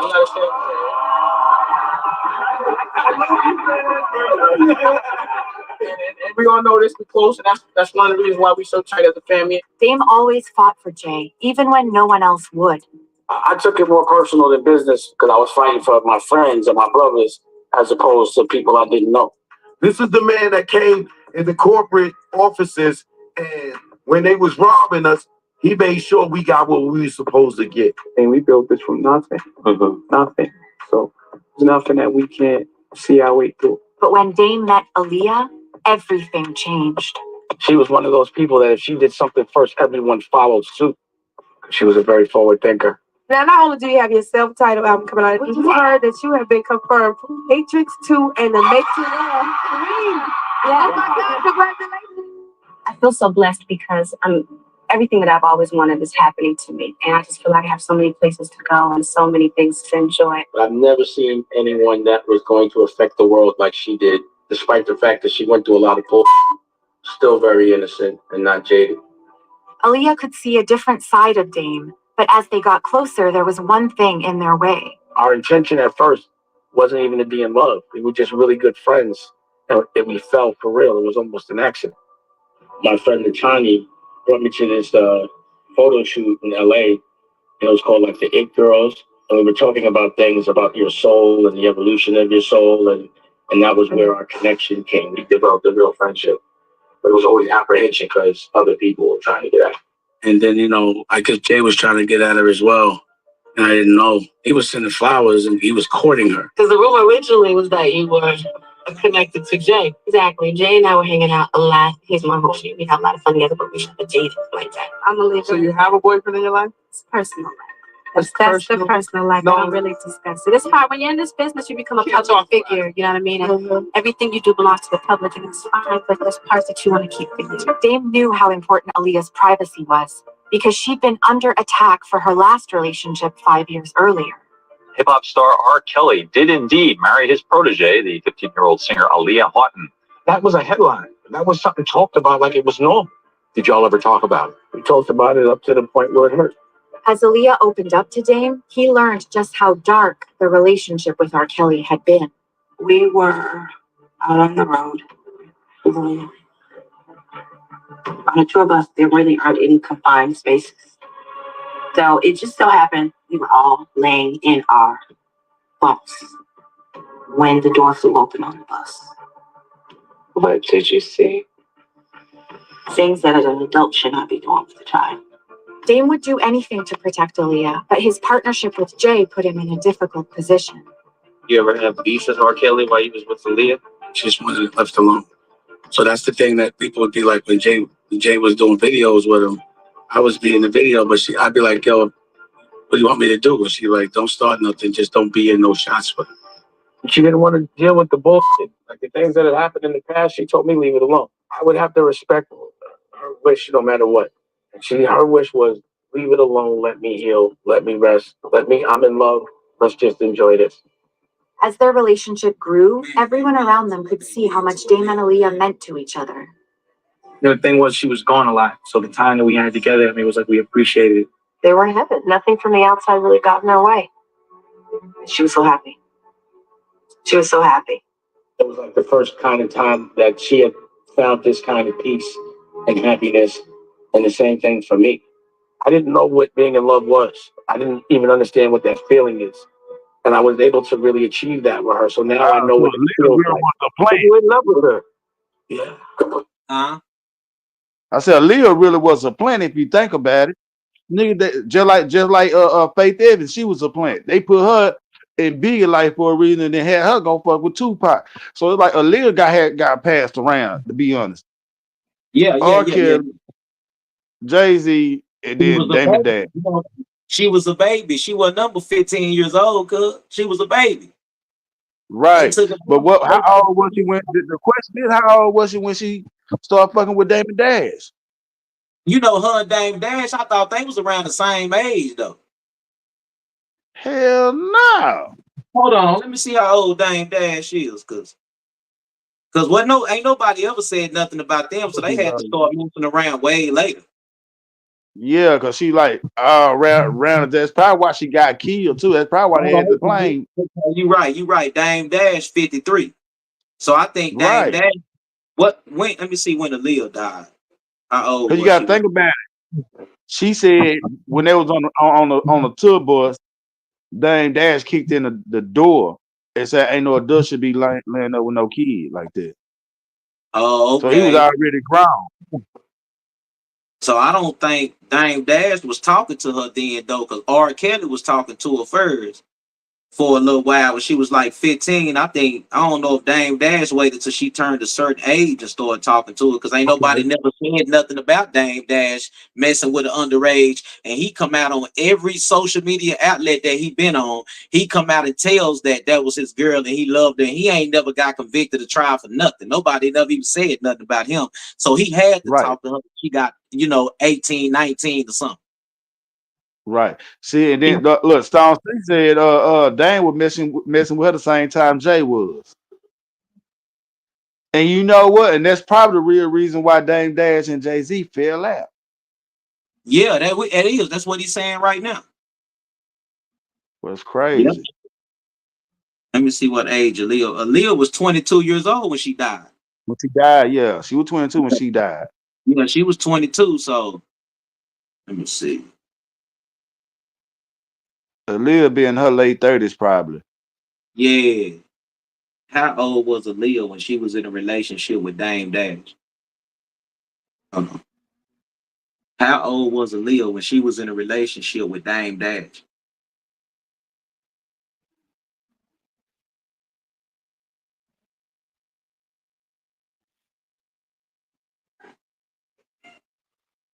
They won't even pull it up, will it? It said when a producer corrected She was Dame. 19. Yeah, she was 19. Yeah, that was Miss Renee say. Salute, Miss Renee. She was Oh, 19. okay. Yeah, okay. Well, she was older than 15. Shit, I mean that's still young as hell for an old ass man to be talking to a young Right. teenager like that. But at least she wasn't 15. Nah, for What real. was your long conversation with her? I didn't want her to do the video. Which video? She was shooting a video in Miami, and I had my son and my nephews with me. Oh, that's when she was going to do that Rock the Boat video in Right. Miami. She died on her way coming back from the Rock the Boat video shoot. Man. And she was very supportive. So I was like, all right, I'm gonna come down there. I'll bring the kids, make a vacation, work the whole nine. Remember, she used to babysit you. Yeah, it's a lot of fun with Aaliyah. But when Aaliyah told Dame that she had to fly to the Bahamas to finish the video, he was desperate for her to stay. I told her like I didn't want her to go, and that's kind of because that was one of the. Oh, okay. So she did some of the video. She had to go finish the video in Miami. Right, in the Caribbean. Yeah, the Bahamas. Yeah, well, say, and you know what's crazy? Like at the end of the video, right? They knew these motherfuckers knew that she was fit to die. They knew it because at the end of the video, they had her dive inside the water in that white dress with that long train thing on it, right? And when she came up, I had freezed, she looked like an angel, like she was floating, fam. They knew it, man. There was a symbolic message, man. There was a message letting the world know, yeah, this her last video. Y'all won't see her no more. Yeah, that's true. That's true. The reason why she was in such a rush to get back. And even when she got on the plane, she didn't like the plane. So like one of her last texts was, "I don't like the plane." And I literally was like, "Don't get on it." I literally was like, "Don't get on it." And if I'd have been an asshole that day and really stood behind what I believed in, she wouldn't have got on that plane. Hollywood lost a rising star with the death of 22-year-old R&B star Aaliyah. Tell me about that day. Where were you? I was getting my hair cut, and I was waiting for her. She was trying to get back really quickly because we were trying to see each other. The small twin-engine Cessna erupted into a fiery nosedive just minutes after leaving the Bahamas, where Aaliyah was shooting an upcoming music video. Mother called, and she said she had a 15-night call that said that there was a plane crash. Lee was in it, and once I heard it, I knew it was true. My cousins and I all heard it, and there was like 10 of us was all crying down the line. And then I saw my dad, he was just devastated. I actually never saw him that low. I feel like emotionally he had hit rock bottom. It was probably like one of the worst days we ever had. You also said that her death, it changed you, turned you into a monster. Yeah. It made me feel this.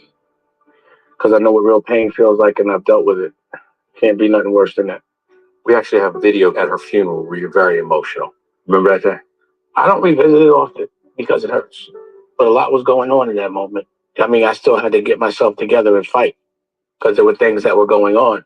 Dame barely had time to grieve when just 5 months after Aaliyah's death, Jay-Z did the unthinkable.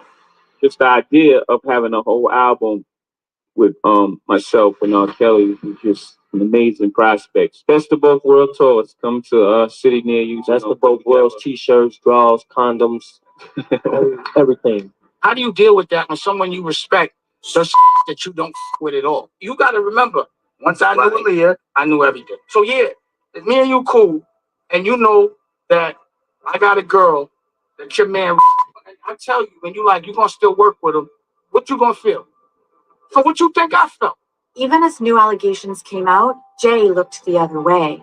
Kelly is accused of videotaping himself having sex with an underage girl. Prosecutors maintain the girl in the video was as young as 13 when it was made. I mean, I was there, you know what I'm saying? Like, I know that. I ain't have nothing to do with that. That's crazy. Your partner! No, he's not my partner. Look how my partner played me. You calling him my partner? Publicly, that man did a record with that girl and then went on a tour with him. I had to look the other way. And because my girl said leave it alone, I left it alone. You left it alone.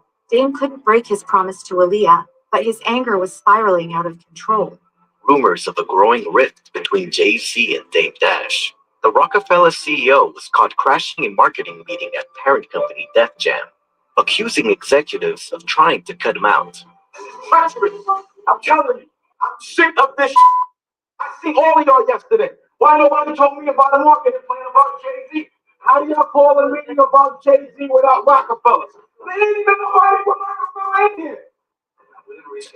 What the you mean you're gonna reschedule? What you mean you're gonna reschedule?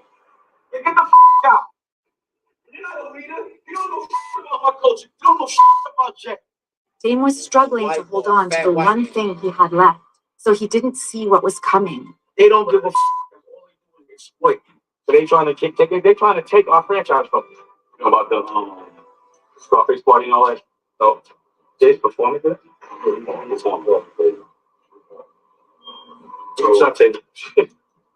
Jay-Z is moving on from Rockefeller Records and former partner Dame Dash as he steps into his new role as president and CEO of Def Jam. It's not a beef, it's just growing. And sometimes growing means growing apart. It's part of life, it's part of growing up. Do you know what's crazy about that meeting? In my heart, I had no idea that Jay set that meeting up, but he set that meeting. As Jay-Z left Dame behind, people couldn't understand why Dame was stuck in the past. Dame is abrasive. Dame burned a lot of bridges. I burned bridges so I don't have to go back. I think that Dame is bitter now because Jay-Z is a fully megastar brand, married to Beyonce. Aaliyah is gone. Will you please let Aaliyah rest? Will you let her die? Even as Dame tried to move on, he couldn't let go of his pain over Aaliyah. Everything that scared me is losing people I love, and everyone that I really love, I've lost. So what it's made me be the animal that I am is that I don't want to sit down and think about the things that are hurting me. Your secrets are about things you don't express to people. When it comes to feelings, you don't get to go around the feelings, you have to go through them. The question is how. When an explosive documentary exposed R. Kelly, Dame came face to face with the pain he'd been holding back. Allegations made by more than a dozen women in the surviving R. Kelly docuseries, accusing the singer of holding them captive, brainwashing them. Prosecutors say 3 of his alleged victims were minors. I can't really talk about being abused. It's like, brings back memories, and it's very painful to have to talk about it again. I wish that Aaliyah's family would speak, because I think there are so many young Black girls who've been hurt. That what it would mean to know that Aaliyah was hurt that way too. I can't stress to you enough how people are still suffering behind things that went on 20 years ago.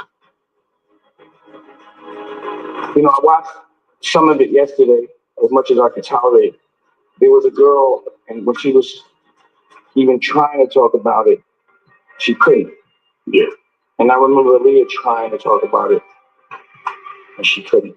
Executive producer of Surviving R. Kelly, Dream Hampton, says the music industry is still protecting the R&B star. It was incredibly difficult to get people who had collaborated with Kelly to come forward.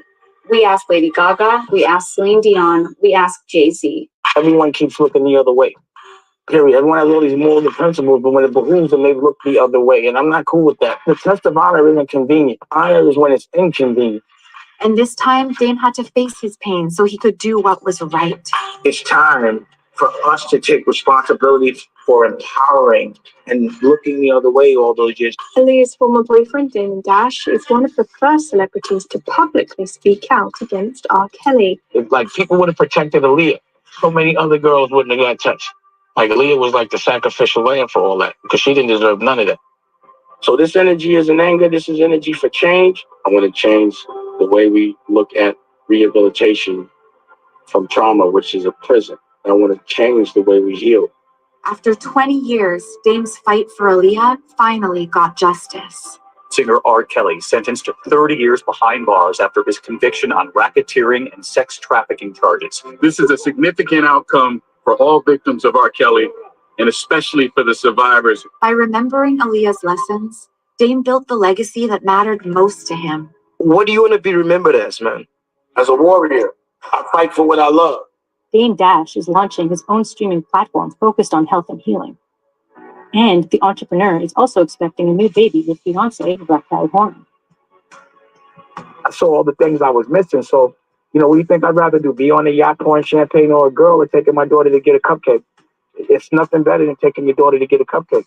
There's nothing better than watching your baby smile. With his family by his side, Dame honors Aaliyah's memory every day. There hasn't been one day since she's passed, not one, in the 20 years that I haven't either heard her name, heard a record, or seen a picture of her. Every single day she's present in my life, and I feel lucky for that. Every year the legend grows, and you are part of that legend. What do you think that people should remember about her? She was the coolest. She still is. You should imagine. I never thought I'd see that magic again.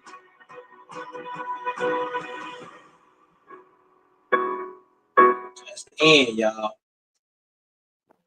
Bro, this shit really just opened up my eyes to a whole bunch of shit. Now that I'm thinking, bro, for them, like just like with Kobe Bryant, man, I wonder if they had already had a dead body dressed up as a pilot in there with the original pilot, who already knew what was going on. That, with a parachute. So when they got up, the original pilot jumped out, so they still had a regular counter where the pilot, we found the dead pilot, whether it was already a dead body, or Like a fake in the death situation.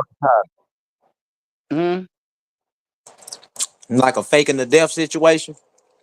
Right now, I'm just saying, they like you see what the bodyguard said to me. They used to have bodies inside suitcases to take them out to dump them in alleys.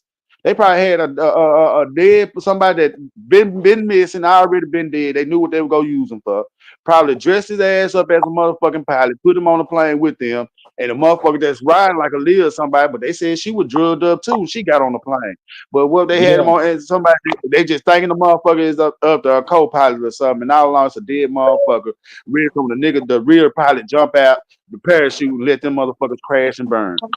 It was that, or they poisoned the motherfucking pilots too. So the pilot dead, he can't tell shit either.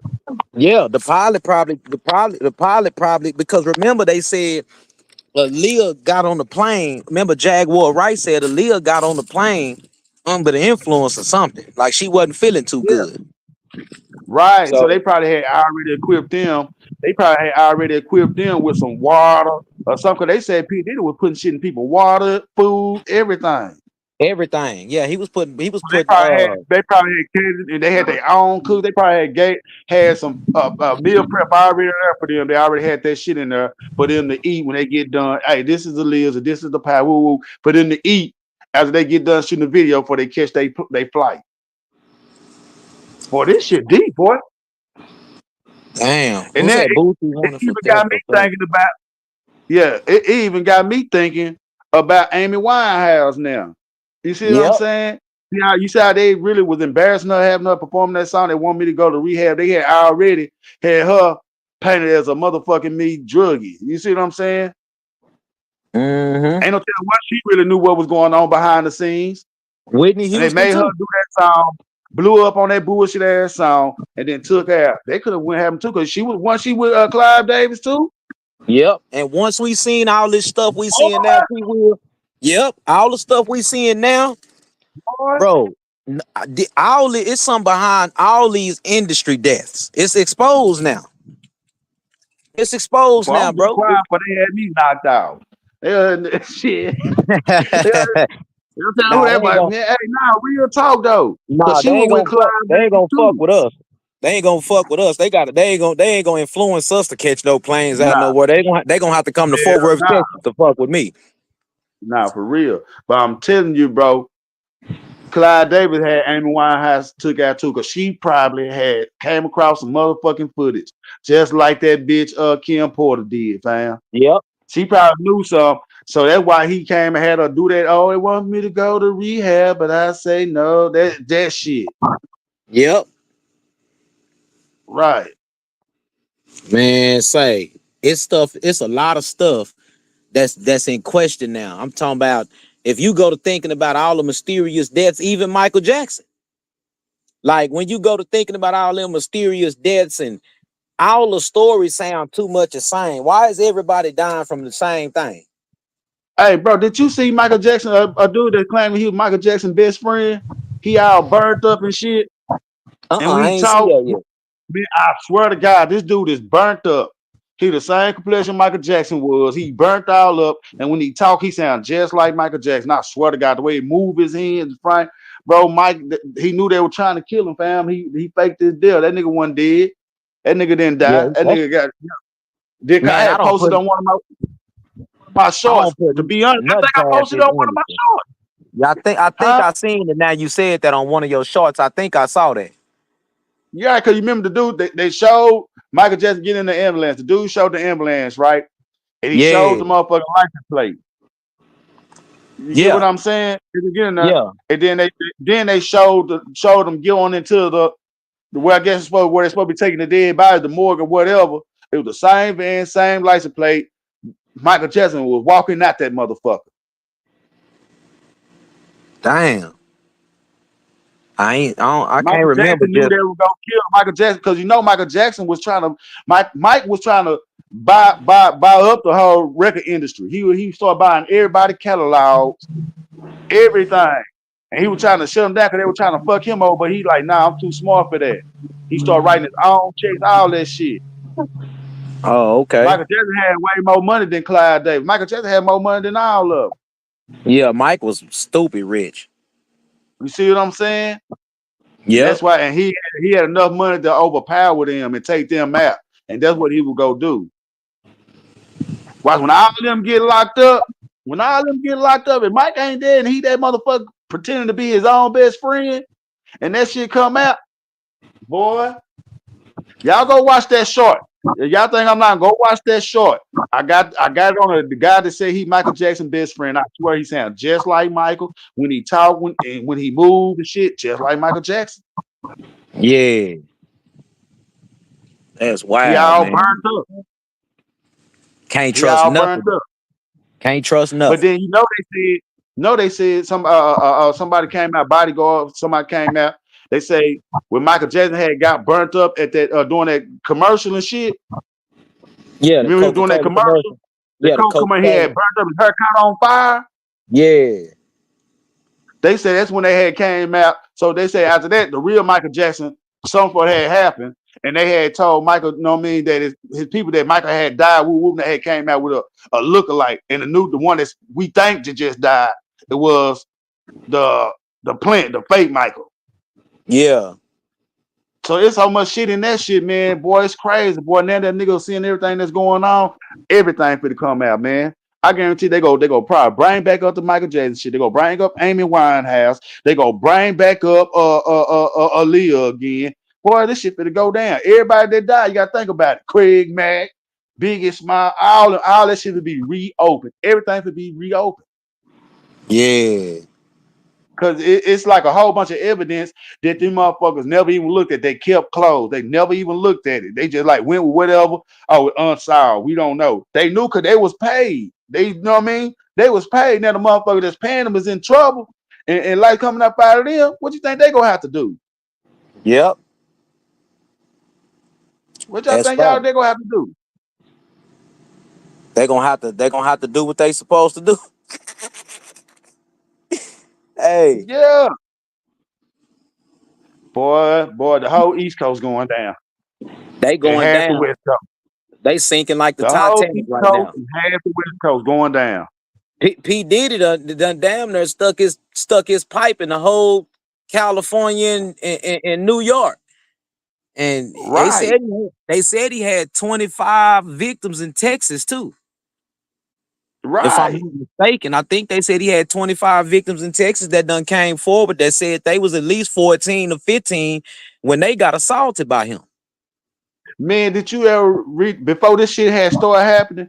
I had did a lot, and I was telling everybody when I had the two dudes I rapping with when I was barely getting out of high school.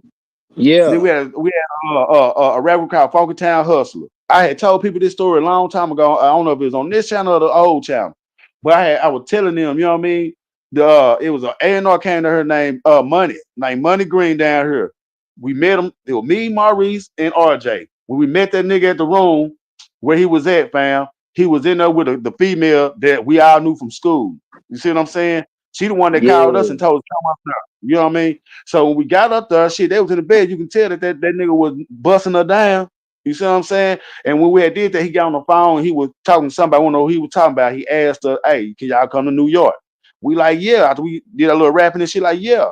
So we went back to the house. We went out separated. Maurice went to go get his shit together. RJ went to go get his shit together. I went to go get my shit together. But then when it's time for us to leave to go meet them at the airport, man, Maurice never showed up. We ain't heard from Maurice for like 2 days, and that's when that nigga said that his car was acting up. We knew he was lying. We felt like that nigga was just scared to go because he never been nowhere before. But shit, man, it probably was God, bro. And I never heard from my old girl I went to school with again. It was years ago. And I ain't seen her on Facebook, Instagram, no nothing, fam. Her daddy was a preacher, and that church it recently got shut down like 6 years ago. Wow. Yep.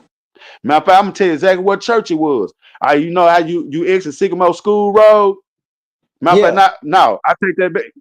You can it's before you where it's the service road between Alta Mesa and Sycamore School Road. Okay, on that service road, it's a big square white building. It like it used to be like like a gymnasium or something, like a Yeah, gym, like I know what you're talking it used about. to I be a know church. exactly where you. Yeah, I know exactly what you're talking about. That kind of like sit down off in the middle of the thing over there. Yes, yes. They used to be her daddy church, nigga. What? And that motherfucker just got out of nowhere, got shut down, nigga. Just got shut down.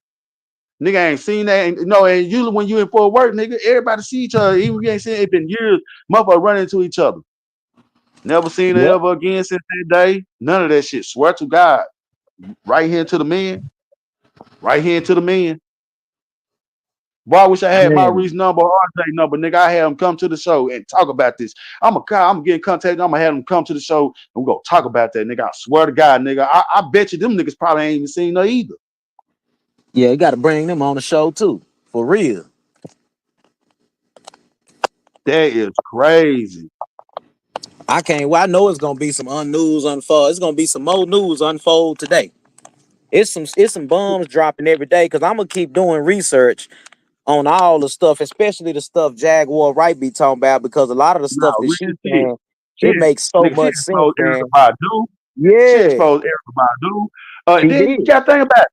Tevin Campbell. Man, they done busted that boy open. They done sold that nigga to print. Everybody done busted that boy open. And now look, he nowhere to be found. Yep. They said J. Cole slapped the shit out of P. Diddy. She probably did. She better be glad he ain't dead. Nah, for real. They said J. Cole smacked the fuck out of him. Like, don't play with And me on that's that shit. probably that's probably why he start growing them dreadlocks and that beard like that. Trying to Listen, disguise like they just himself. don't know when they go kill him. You hear me?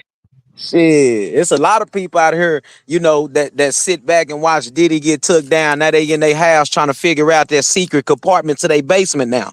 And what another thing that messed me up was when Jaguar Wright said Diddy had an underground basement in his house that went to That Hugh went to Hefner's that went yes. to Hugh Yes, Hefner's they had an underground pool in there tunnel. that's been there way before P. Diddy was even able to buy that house. So Yep. they So been he's doing it. Yep, he pushing an agenda. See, they use P. Diddy so they wouldn't take the fall. We all And know you that know it's what? white people. We all know We're T-Will behind. on keep it They 100. used It's Hugh Hefner up and killed yep, him. They got yep, rid of Hugh Hefner, and yep. P. Diddy took over.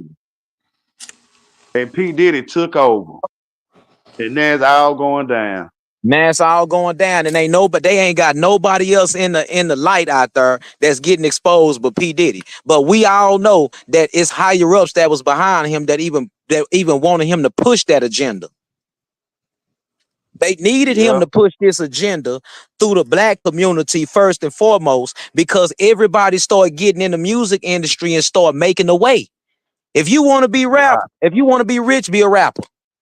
You know what I'm saying? You That's heard the what they easiest thing. You heard what they said about the boiled egg, the hard boiled egg challenge, right?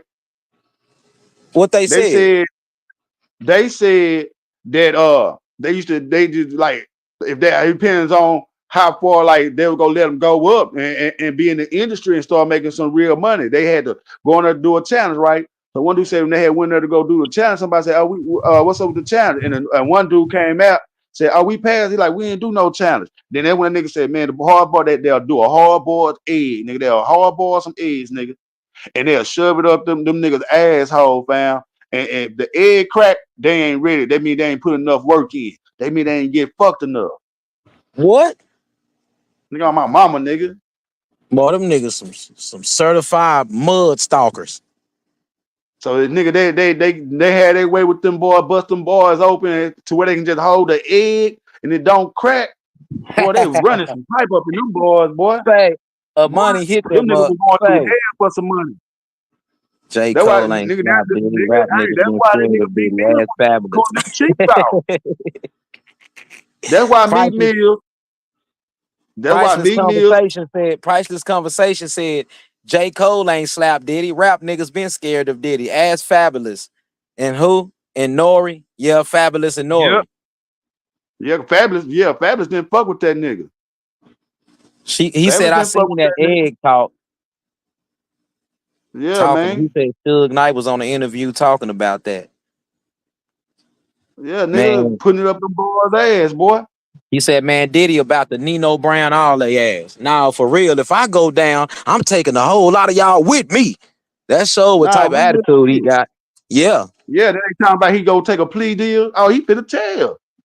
Now he said he He ain't finna taking tell. no plea. Remember? He said he wasn't they trying to do the plea right now. Oh, You he know what said he I'm ain't saying? take. And he said he ain't taking no plea deal. That's because he want enough change. See, if he take a plea deal, that's basically get him like that basically make them hurry up and run him through the ringer. Yeah, Nah, yeah, and y'all they get can 20 per view.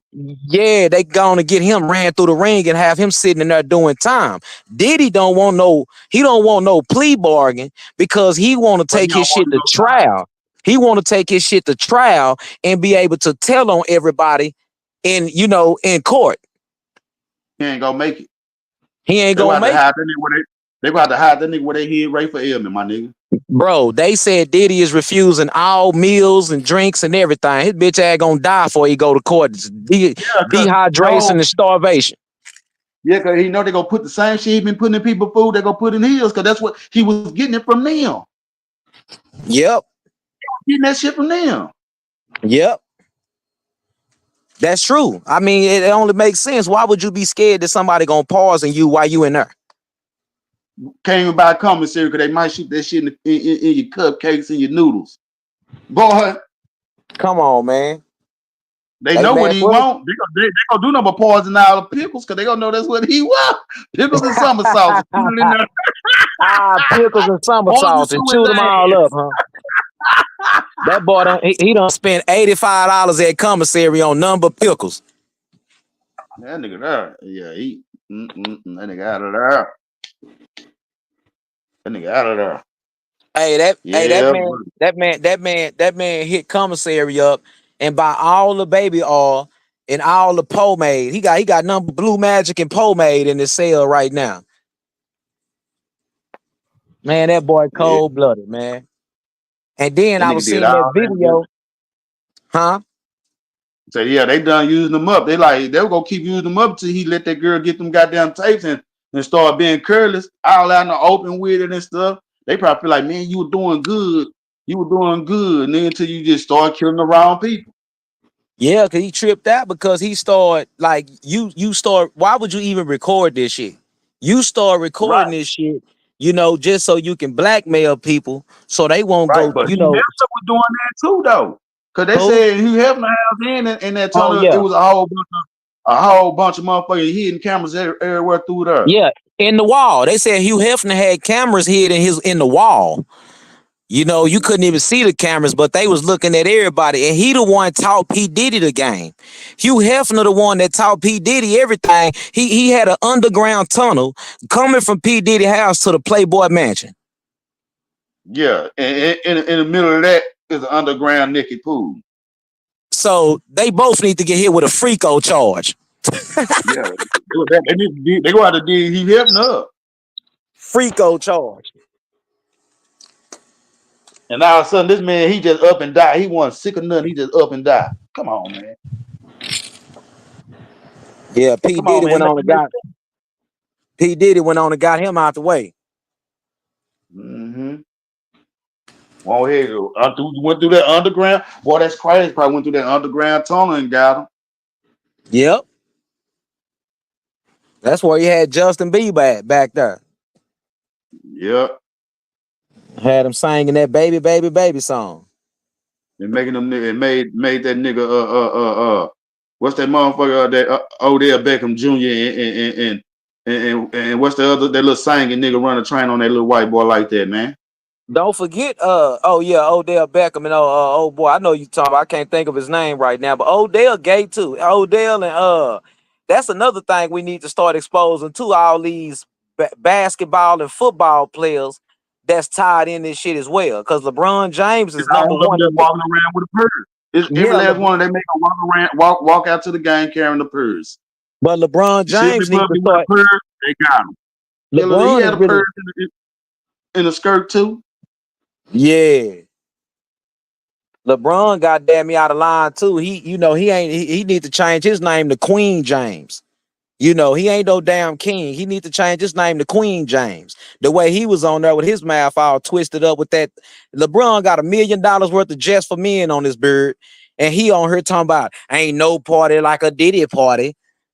And Diddy over there talking about, yeah. LeBron, we gonna change your Right. name to Queen James. While you walking around talking about you king of the league and king of the NBA, they be pushing them agendas.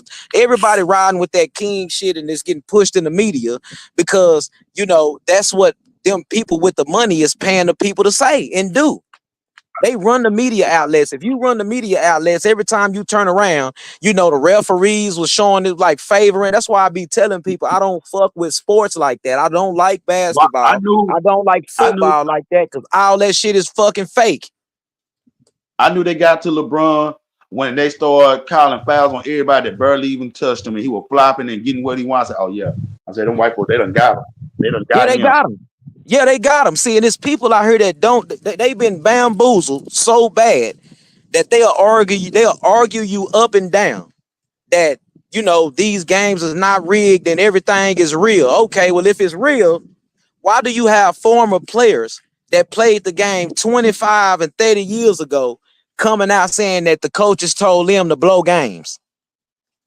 Right. So certain And that certain made me wonder players. about Michael Jordan too, bro. I'm not gonna lie. Exactly. Go Michael ahead. Jordan hate niggas. He hate the blacks. Michael Jordan hate niggas. He'll never take a picture with no nigga. He invests a lot of money in penitentiaries. You see what I'm saying? I wouldn't be surprised Yep. if Michael Jordan would put his money so Diddy can fuck over niggas too. Yep, all of them the same way, bro. Beyonce, Jay-Z, all of them. I knew they was all up to something the moment that they don't give back to the community. Y'all don't give nothing. Y'all don't give nothing back to the community. Y'all not really putting nobody on but the people who asked y'all breaking in. You know what I'm saying? So man, we need to. I'm gonna do some research on that Epstein nigga today.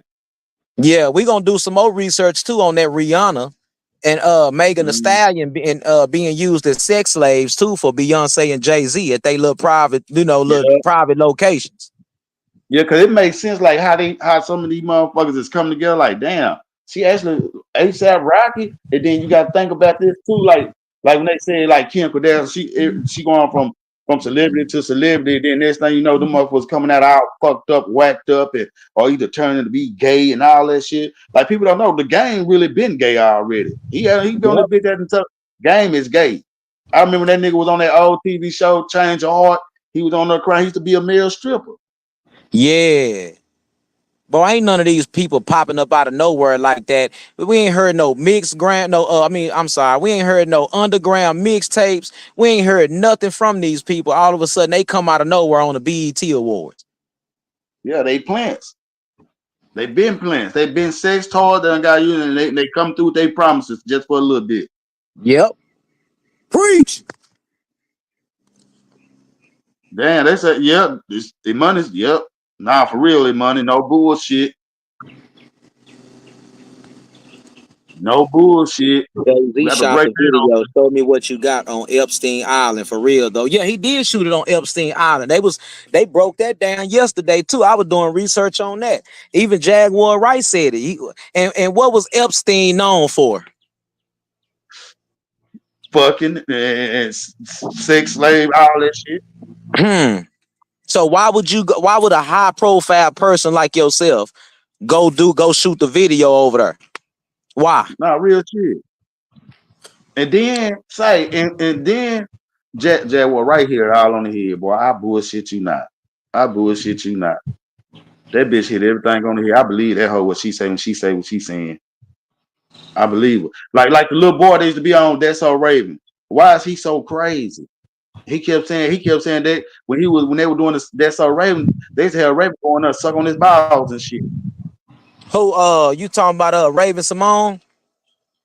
Yeah, but what's the crazy boy name? Orlando Everybody Brown? Yes. Yeah, Orlando Brown. They probably tried to poison him and fucked him up. He just didn't die. He just fucked him up and drove him crazy. Man, everybody that come out speaking the truth, they say that they try to consider him mentally ill. How the hell is he mentally ill? Because he know what's going on. Don't even make no Right, sense. and he probably playing that crazy role. He probably playing that crazy role so they won't kill him. So They like he did. playing crazy They while did. he's telling everything, and Yep. like, oh, they ain't gonna believe him. That's why he be saying stupid shit. Like he'll say somebody is really somebody else. Like he said some black person was really this white girl. You know what I mean? And shit like that to try to throw him off. Yep. Yep. They said the same thing about Cat Williams. He need to go to drug rehab and all this old stuff because he he going through it and he's mentally ill and all that. How is he mentally ill just because he talking about y'all booty busting each other? Because they want people to think he lying and they don't know what they talking about. So that's what they play with all of them. And then when they feel like they motherfucker ain't go play their role, that's when they knock him out. You see how P did got a biggest smile, mama killed. Especially she died like after she asked, "Did you kill my son?" And she knew it. She didn't buy nothing. She wanted some money. Yeah, she his wanted her mama son died money. too. Yep, you sure right. Yep. She was looking for She that wasn't money. sick of nothing. She wasn't sick of nothing. She just up and died. Like the rest of them motherfuckers. I wonder how many people feel just up and die now, though. From today to it's time for P. Diddy to go to trial, we're gonna see how many people just go up and be dead. Oh, we gonna see how many people disappear too, just like Jay-Z now. You know what I'm saying? Right. Like, nigga, he should have been came out and said something. LeBron should have been spoke on something. He quick to jump out there and bring up some shit on Jerry Jones. Oh, I used to be a Cowboys fan. I ain't no Cowboys fan no more because Jerry Jones a racist. Jerry Jones did this and did that. You speak up on everything but show people when they're wrong. Speak up on your boy Diddy. Why you ain't speaking up on that? What you gonna do when they get Jay-Z? What you gonna do then? Because LeBron, you gonna be took down too. You got your son in the league based off him being your son because he really wasn't that talented anyway. You know what I'm saying? So it's like it's a lot of stuff going. I don't knock it because I feel like that should be a great feeling for any father. You know what I'm saying? But at the same time, it's a lot of stuff. It's a lot of people that's being pushed out of the way just so your son can get that, get that limelight, bro. And this other people that don't work hard, the motherfucker to get where they at. They ain't where they at just because they somebody's son. You know what I'm saying? So you got it be a whole bunch of hidden agendas and all this shit, especially when it come down to sports. Nah, real shit. Real motherfucking shit. He's Real Amani. motherfucking shit. Hey, T, we'll read off what Amani's saying.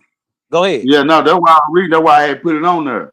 Yeah, I know. That's why I told you to go on and read that motherfucker off. Yeah, you say the objective of the media is to make fake look real and the real look fake. Hollywood, they got it. It's not Hollywood. They got its name from the holy plant, which is an ancient plant used like LSD makes the world hallucinate. That makes sense. That's right. The holly plant. Yeah. Damn, that make a lot of sense. Man, we need to start bringing her up on the show. Hey, Money, that's a dude. That's my homie, the one to be writing books and shit. Oh, for real? My bad. Yeah. I thought that was a female. I ain't even see it. I can't see the what you call it. His picture. Oh, my bad, Imani. Mm-hmm. Yeah, we need to start bringing him up on the show too. Yeah, I had sent that nigga the link before too, but he had something going on. Yeah. Yes. Yeah, that nigga be making rugs and everything. Oh, for real? Nah, Oh, that's for what's real. up then. That's what's up. Mm-hmm. For real. Say, man, and then damn, I forgot what else I fit to touch on. I fit to say, man. It came to me and I lost it again. It's crazy. It come back to me. But yeah, man, it's like, man, these motherfuckers, man, they don't know when to give up, man. And shit, they had no choice, man. They had no choice. And then, like they say, they trying to say that 50 doing what he doing because he want to be the one that run everything. Because if once a collar get out the way, if P Diddy and Jimmy, all them motherfuckers get out the way, they say 50 go be the one to run it. And then they say he gonna be some other a different type of monster. Yeah. Yep. Nah, for 50. real. I do need a notepad.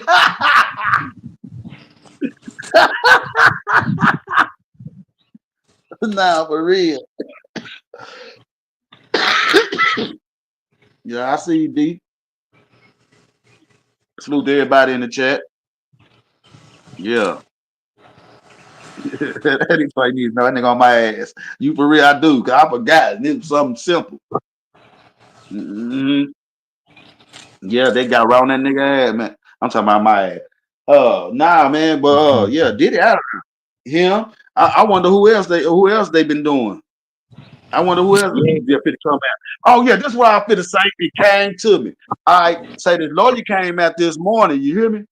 She say she got footage of a higher profile entertainer, somebody that's higher than P Diddy now.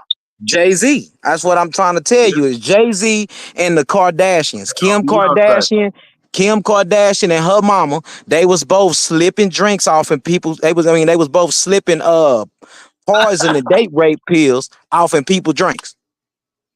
Yeah, and then the mama, it's crazy because the mama been messing with black dudes because they tried to say that was it Chloe?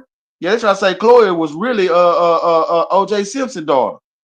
Yeah, I remember that. Cause she do look different from all them. She do like she can't have some kind of black in her, bro. Yeah, you talking about the big tall one? The big. Yeah, she big and tall. Yeah, and just like him, and she like a little darker than him. Them other motherfuckers had to get tans and makeup and all that shit. And I know they ain't lying too, cause Kim Kardashian, boy, she was fucking with Reggie Bush, Miles Austin from the Cowboys. Man, she was fucking with everybody. And all of them fucked up after they started fucking with her. Was she fucking with Odell Beckham too? Yeah, now he gay. Yeah, she slide them. Yeah, they go over there and go to sleep with her and wake up and they booty holes wet. Drugging them up. How the hell I go in a room with Kim Kardashian and wake up with P. Diddy? That's because crazy. they swapped your ass out. Shit. Yeah. Now for real, Stone. See that bitch do look like OJ, and she look like OJ daughter. Chloe and OJ daughter look just alike, man. Yep. For real. And then this how I think they been got a hold of Magic Johnson too. Because if you think about it, how is Magic Johnson supposed to have AIDS and then his son name right after him is gay? Come on They now. turned his son out, and then just like they doing Dwayne Wade, ain't that nigga now who made it so let her son is okay for him to be a girl and have a sex change? Yeah, Dwayne Wade. I knew something was up with LeBron when I found out about Dwayne Wade. Cause I say, hold on. That's LeBron James. Best friend. I'm trying to figure out how the hell that Yeah, this man. Lamar Odom was fucking with Courtney. His ass all cracked out, weird in a motherfucker. Yeah, that's what I'm saying. Lamar Odom. Yeah, Lamar Odom was messing with her too. I Yeah. remember that.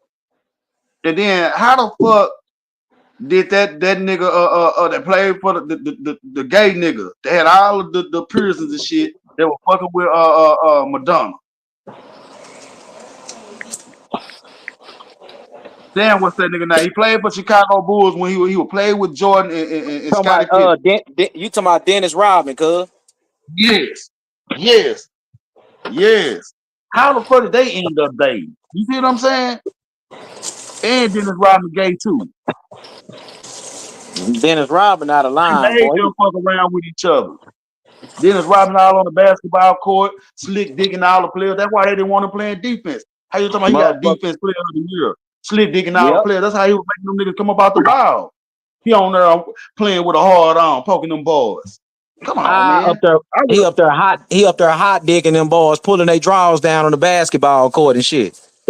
You see what I'm saying? Boy, what they got on that nigga? It's a lot of them players that's in the league, boy. They say. They said a lot of them said they were scared of Michael. They said Michael Jordan treated his team like shit. Talk bad to him all the time. Bro, I told you, I started paying attention whenever I seen Patrick Mahomes at the all-white party. Boy. Tom Brady, Michael Parsons, Dak Prescott, Odell Beckham Jr., LeBron James. Right. Hey, and then what's that white boy name? Vlad. He lied. Basically, he lied and he told people, "Oh, now he like somebody he ain't on the truth. Somebody he can't believe what Jaguar Wright said. And he talking about what's calling that they been at the party. They ain't say nothing. They used to leave that boy at 2 or 3 o'clock in the morning. But go back to what old boy said. Lecrae. Lecrae said somebody told him, "Hey man, leave here before 12. After 12, when all the weird shit happened." Lecrae You said know he who was told leaving before 12:30. He seen you know all the who little told gay him shit that? happen. You know who Who? told him that? Who? Yeah, Denzel Washington. Oh, he did say that. The same nigga that got on Will Smith ass when he slapped Chris Rock. Yep. You're right. Cause that nigga said he said, man, he said, I started seeing the words I left. So that means if all the motherfuckers Vlad was saying was leaving that boy at 2 or 3 o'clock in the morning, oh, they was already getting hit in the back after 12 o'clock. They got hit in that, they already got that egg put up in their ass along with that slong, and they went in at 2 and 3. They already got used up. They already got banged down, and that's why they went in. They ain't saying nothing because they got footage of them too. And that's real motherfucking talk. So that's why that nigga doing, they just leave, they ain't got nothing to say. Yeah, because they done got dug in. They done got dug in, or they done sucked the dick, or men done sucked theirs. Or they were fucking some Yep. underage girls. So they got shit on them too. So that's why they ain't saying nothing. Yep. They went over there and got slid a Mickey. That nigga say slid a Mickey. And got Dicky. The Mickey and the Hickey and got Dicky. You hear me? That's right. Nah, for real. Tyler. That's crazy. Nah, real shit. Boy, it finna be a lot, boy. It's finna be a motherfucking lot. Every Yep. day, more Coldest shit white boy popping was in up. the NBA was Dirk and Jason Williams. You goddamn right. Shout Nah, out to for my real. Mavericks, man. My damn Dirk. It's understood. But that's when I started learning T-Will. Because at first, I ain't trying to, like, I growed up watching football and basketball and stuff. And a lot of stuff right now I didn't see, or I wasn't paying attention that good. I wasn't woke yet. You see what I'm saying? Man, Right. say, I started paying attention to today's game and I can see everything a lot more. The referees dictate the outcome way too much. It's like they dictate the outcome for the point spreads and the pick'ems and parlays because it all got something to do with Vegas. That's why everything is tied into gambling, bro. Right. It's just some weird shit going on, bro. The NFL is just like WWF wrestling. It's predetermined, bro. It's predetermined. Much as you don't want to believe it, much as people, hate that they've been fooled all these years, that shit fake, bro. If it wasn't, why aren't you allowed to criticize a referee? Why you get Right. fined? Why you can't speak on the referee? He ain't the owner. Get fined in throughout the game.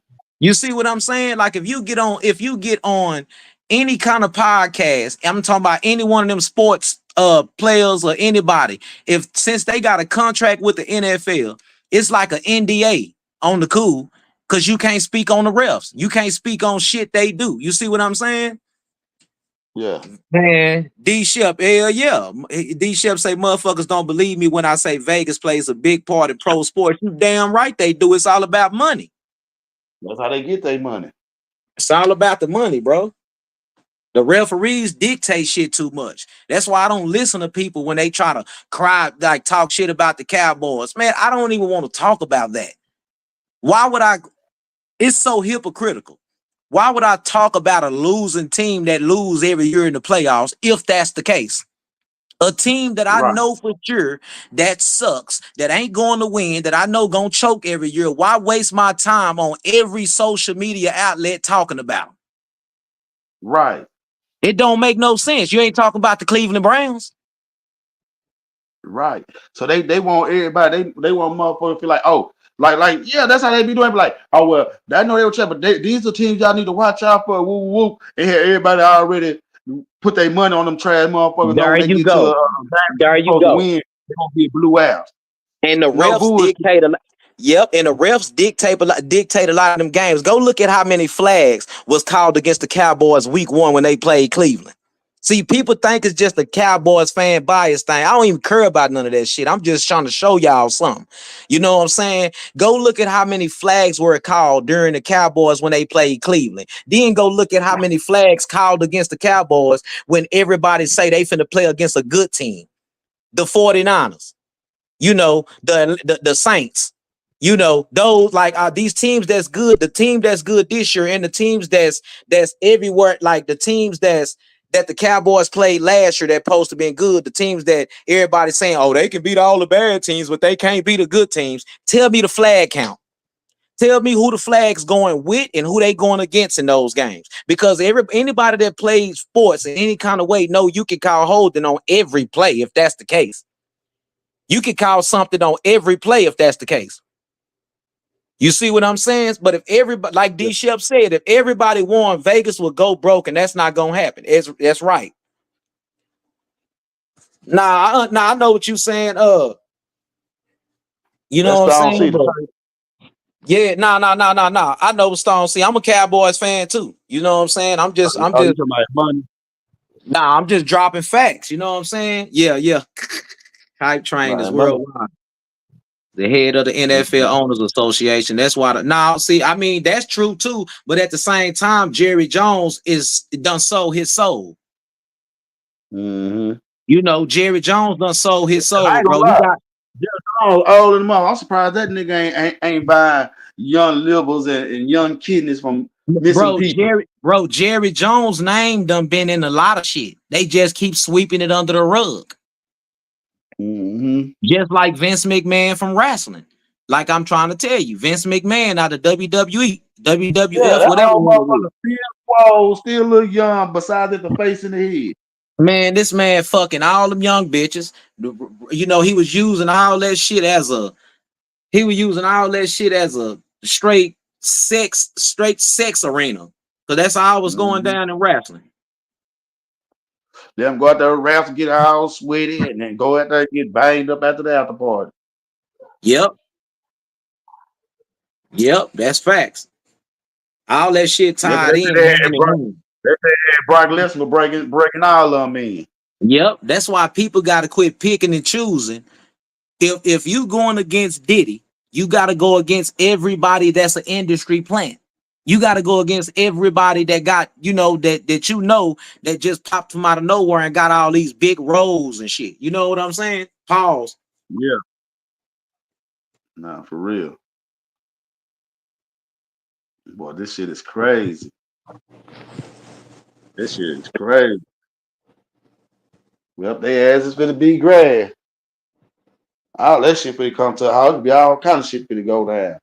Yeah, he sold his soul, man. And Jerry don't give a fuck about no rings. If you think Jerry give a damn about rings, bro, he would have been spent some money. He don't care about no rings. He got 5 of them already sitting on his manister or his dresser, whatever the hell you want to call it, trophy case, whatever. And they ain't rusty. They ain't got spider webs on them and cobwebs and nothing. They shining like he just won them last year. So to Jerry, I got what I came in the league for. I got 5 Super Bowl rings. If the new fans mad because we ain't won nothing, so what? They There's still buying our organizations. It's organizations with 0. So Jerry Jones really just living it up right now. That's why he driving helicopters, pulling up with helicopters, dropping down all on top of the field. You know what I'm saying? While they out there Right. practicing, he pulling up in a helicopter. D. Shep said he make more money from the stadium than he does the team. Hell yeah. And the NFL have more events at the Cowboys Stadium than a lot of other people have. Right. They done had the Floyd Mayweather fight and Pacquiao and everything. Now real shit. And then they selling them $1.20 ounces for $6. You hear me? They said dollar sodas for $6 in that motherfucker. Yep. Yeah. That's true. And people don't want to accept it, but hey, when the truth right in front of you, and you ain't got no choice but to accept it. And Jerry Jones, he good with where he at in life, with what he got. He don't care about winning no rings. If you can't tell that just from looking at sports and free agency and everything that go on, he don't care about none of that. He not moving up in the draft to take the top 6 personal. He not making no sick, like not doing nothing to make the team better. Like you can tell that he don't care about nothing. He got what he came in the league for. Only thing he doing now is just sitting back making a bunch of money. Right. Now for real, because nigga, if I can sell some chips and cheese for $20 and add chili and a few peppers at 27, oh shit, nigga, who wouldn't do it? Shit. Hey, D. Shep said, D. Shep told Tally, he said, man, that fool get rejuvenated blood transfusions every week. Boy. Said Tua is gone out for the season and Dolphins is downhill. That's because that's the only thing they had over there. Yeah. His career. Yeah, his career over with. He had too many concussions every time he get tackled, so they mess with. You went mute, cuz. Yeah, you know what I mean? That was inside his script. He already knew every time he was gonna have a concussion, and he already knew when it was gonna be his last game. It was in his script. He already knew. Yeah. All that shit scripted. It's all scripted. The Cowboys is the villains of the NFL. If the Cowboys are winning, bro, I promise I'll put this on my mama grave. If I'm lying, man, I was watching this clip one night on YouTube. I forgot who channel I was watching it on. But the people, it was somebody that used to work on ESPN that said the Cowboys are the villains of the NFL. And whenever the Cowboys are winning, it's not good for the league because they don't like the Cowboys is the team that everybody make fun of the most when they lose. You see what I'm saying? People don't talk shit about Cleveland. People don't talk shit about none of these other teams. They lose one game. The Cowboys lose one game. The numbers go up on ESPN because people want to see what Stephen A. Smith got to say. And you know what I'm saying? Like it's just all tied in with money, bro. The Cowboys are the villains. They the bad guys of the NFL. If the Cowboys are winning, the sports is no good and no fun. Right. That's So crazy. don't be ashamed if you're a Cowboys fan and y'all keep getting y'all ass whooped every year because it's all in the script. They got 5 Super Bowls, so they got to take a back seat, and everybody else still trying to catch up. For real. And who gonna win the Super Bowl this year? It's gonna be somebody unexpected.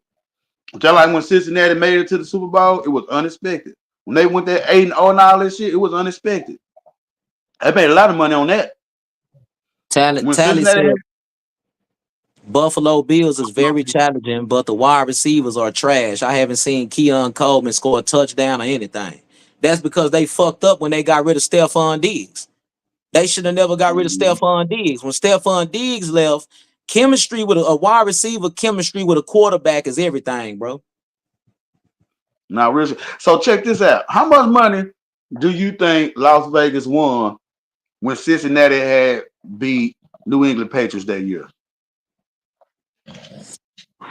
Man, boy, I say it's probably some people. It's probably some people that was at home eating washing powder sandwiches. You heard me? Right. And then just to turn around and let Houston take them out, they keep them from being 9-0. Yep. Man, Vegas be making a killing, bro. They making a killing in these local sports, bro. That's why people start like the TCU store down there on Miller, and all these other stores that people be going to gamble at, bro. A Yep. lot of them starting to make killings. That's why so many gambling sites now. Right. He said they Just want because they enough want money to get the U.S. to out of no, debt. for real. Because the whole world was going with New England. The whole world but me. Mm-hmm. That shit crazy. Nah, for real. Talk about the fans, but the fans, people talk about the fans, but the haters are worse than the fans. Yep. He talking about the Cowboys fans. Yeah, the Cowboys haters is I way worse than mean, the Cowboys boy, fans because the boy, let the say, Cowboys lose a important game. Whoever ain't no Cowboy fan better not be outside for work. I'm They trying to ass in tell you. trouble. They getting ran off the road, beat up, jump, everything. Hey, They probably get beat. That Cowboy fan see somebody wearing a jersey or a hat of the team that beat them on an important game. Nigga, they gonna get beat up and carjacked. Shit. for real. Wake up with their shoes missing. Nah, for real, in with rabbit ears. Pockets inside out. Nah, for My boy real. say rabbit ears. Yeah, D Shep, that's right. Online gambling is the next big thing. Tally said, Oh yeah. but at the same time, you can look at the Vikings. They 4-0. I thought they would have been a trash team. Yeah, because it's any given Sunday, bro. I'd have seen teams start out 6-0 and 5-0 and not even make the playoffs. So you just gotta watch and see how the season unfolds. If they go on to be the number 1 seed in the NFC, then it looked like they wasn't no joke. But Now real shit, because when the last time Vikings ever started out 4-0? it's been a long time.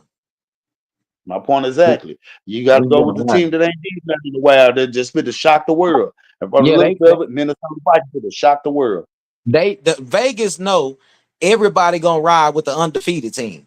When it come down to gambling, you gonna look at that record first. When the record don't even matter.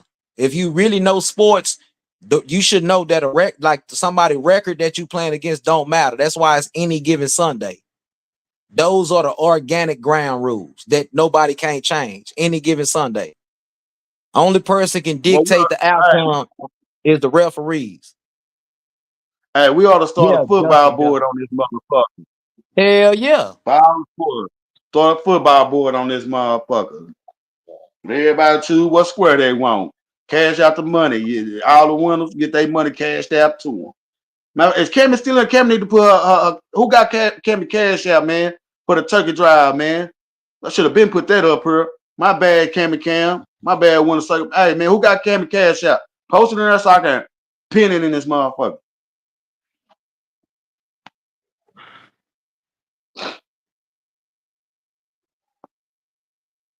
Nah, real shit. This shit right here, man. It's like the money make the world go around, man. They ain't lying. But shit, nigga, from How everything is. How everything is, man.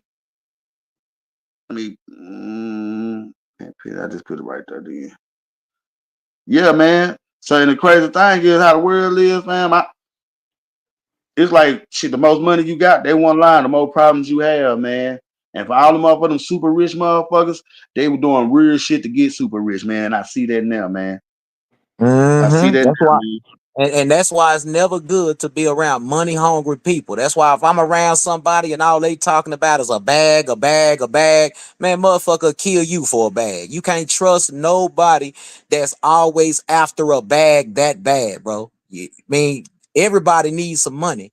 You know, when it come down to paying bills, long as I got enough money to pay my bills and take care of my kids, bro, I don't give a damn about all that bag shit. I'm just being honest. Money don't They're gonna make bring all the roaches and the jackals. for real. Money don't make me. I make the money. People got to get that through their head, man. The world today is all about the bag. That's why everybody doing what they doing. It's all about the bag. The bag. Motherfuckers will grab their ankles for a bag and let you hit them in their esophagus from their anal part for a Shit, bag. you see all the rappers getting their bag, giving up that ass. Shit. Now it made me wonder about the conversation that been going on when Jay-Z be meet motherfuckers that had dinner with him. Yeah, he be You gotta courting. think about what. Yeah, you gotta think about that one nigga. I can't think of his name, but that nigga was hot at one point, man. He used to play football, but he ended up fucking up and then coming in the streets and he blew up rapping. Goddamn, what's that nigga name, man? You When say who? he rap kind of slow. He rap kind of slow where you can understand everything he's saying. I'm trying to think who you talking about.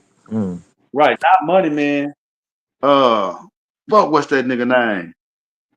But he had a dinner with Jay-Z, man. He came out with a couple of more motherfucking me videos, but nigga ain't seen shit from him since then. You said he had a dinner with Jay-Z? Yep, and they had a dinner with Jay-Z. It was out on YouTube and everything. It was that, and they had a dinner with Jay-Z, and like I guess they were talking like some big money moves, but shit, and they came out with 3 more songs and shit. I ain't heard from that nigga since. Let me see.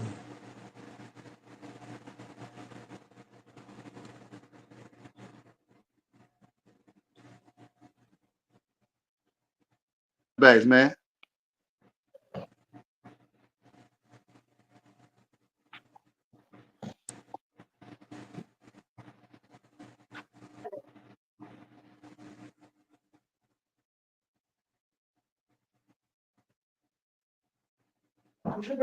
Assassin, where you go?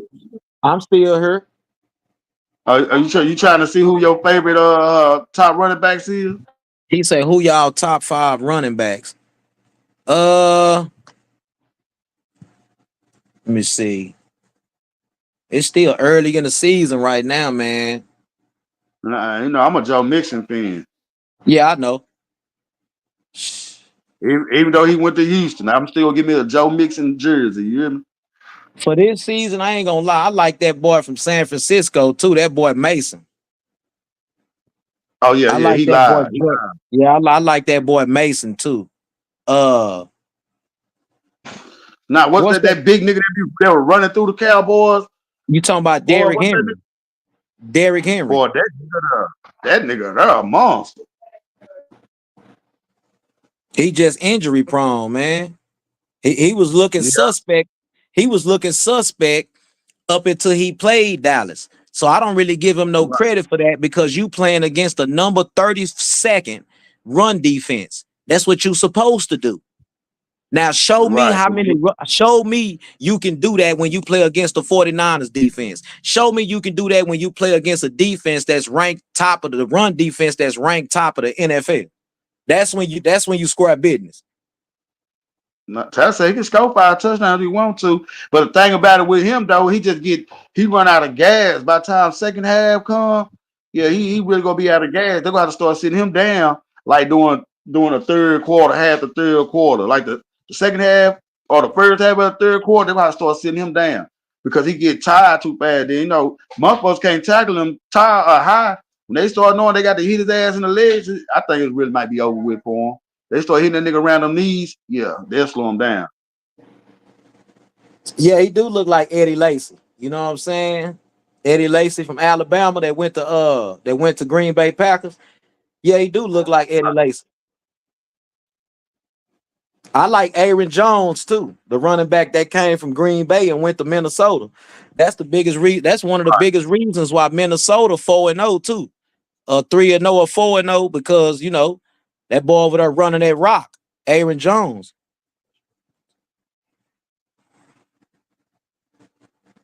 D Shep say just last year we had a top 5 defense overall, run and pass. How that go to shit in less than a year because they changed defensive coordinators, D Shep. They changed defensive coordinators. They changed defensive schemes. And they didn't bring in nobody but 1 or 2 players to fit the scheme, including Eric Kendricks and probably Linval Joseph or something like that. He didn't bring Mike Zimmer, didn't really bring nobody in for his scheme. So the Cowboys trying to learn that shit on the fly. And they out there looking sloppy, blowing coverages and shit. And they got a new script from last year. They got a whole different script. You heard me? And they got a different. Yep, and they got a different script from last year. This script this year might be they have a top 5 pick this year because Michael Parsons hurt.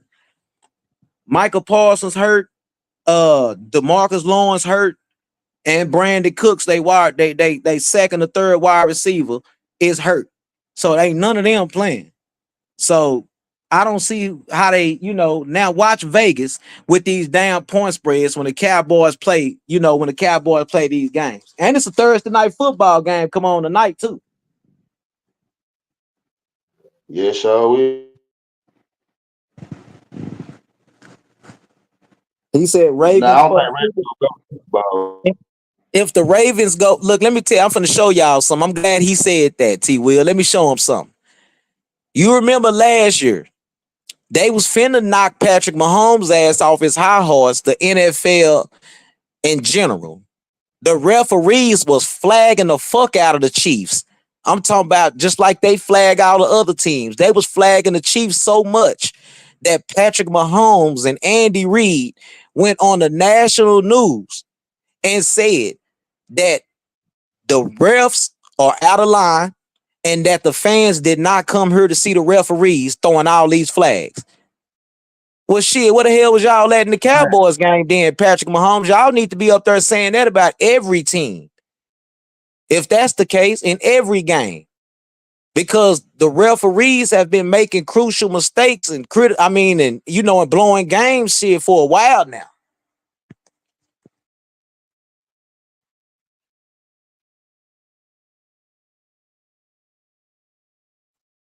You know what I'm saying? They said Cam Ward from the Miami Hurricanes and Alabama QB might be the best Heisman watcher. Oh, yeah. I ain't been really watching college like that, but I know who them players is, though. Right. He said, I'm already hip 100. I remember that game. Yeah. Yeah, man. Be a lot going on. We just got to pay attention to it. When you got your mind on, you want to see certain teams lose or you want to cover a point spread and all that. You not really paying attention to none of that other stuff. You just trying to watch your money. Shit, or watch the other team lose. Ever since that Dez Bryant catch no catch, like I told y'all in the last chat the other time.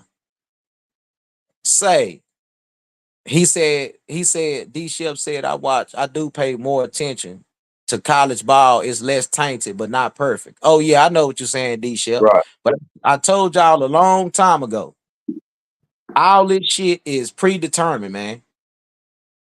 Don't let these people make y'all think that this shit ain't about money, because that's what it's about. Covering point spreads and keeping everybody distracted from what's really going on in the world. Right. Well, real talk. Well, man, I'm sorry y'all about to end it. My kids in. I got to get in daddy mode. Oh man, like I always say, hey, I said this is a great conversation, man. This is a great conversation, man. I swear. Hey, but like I always say, if you do a good deed, go on and do it, no matter if it's big or small. But God gonna take care of y'all at the end, man. Thank y'all for tuning in with us, man. We love y'all for taking y'all time out to hang with us. We're gonna try to make sure we keep giving y'all great shows, man. We love y'all. What you got to say, Assassin, to the people? Hey man, make sure y'all don't hang around money hungry people. And if you see it's wrong, call it for what it is, no matter who it is, man. God bless y'all. Have a great day. Be safe. Be safe. Already.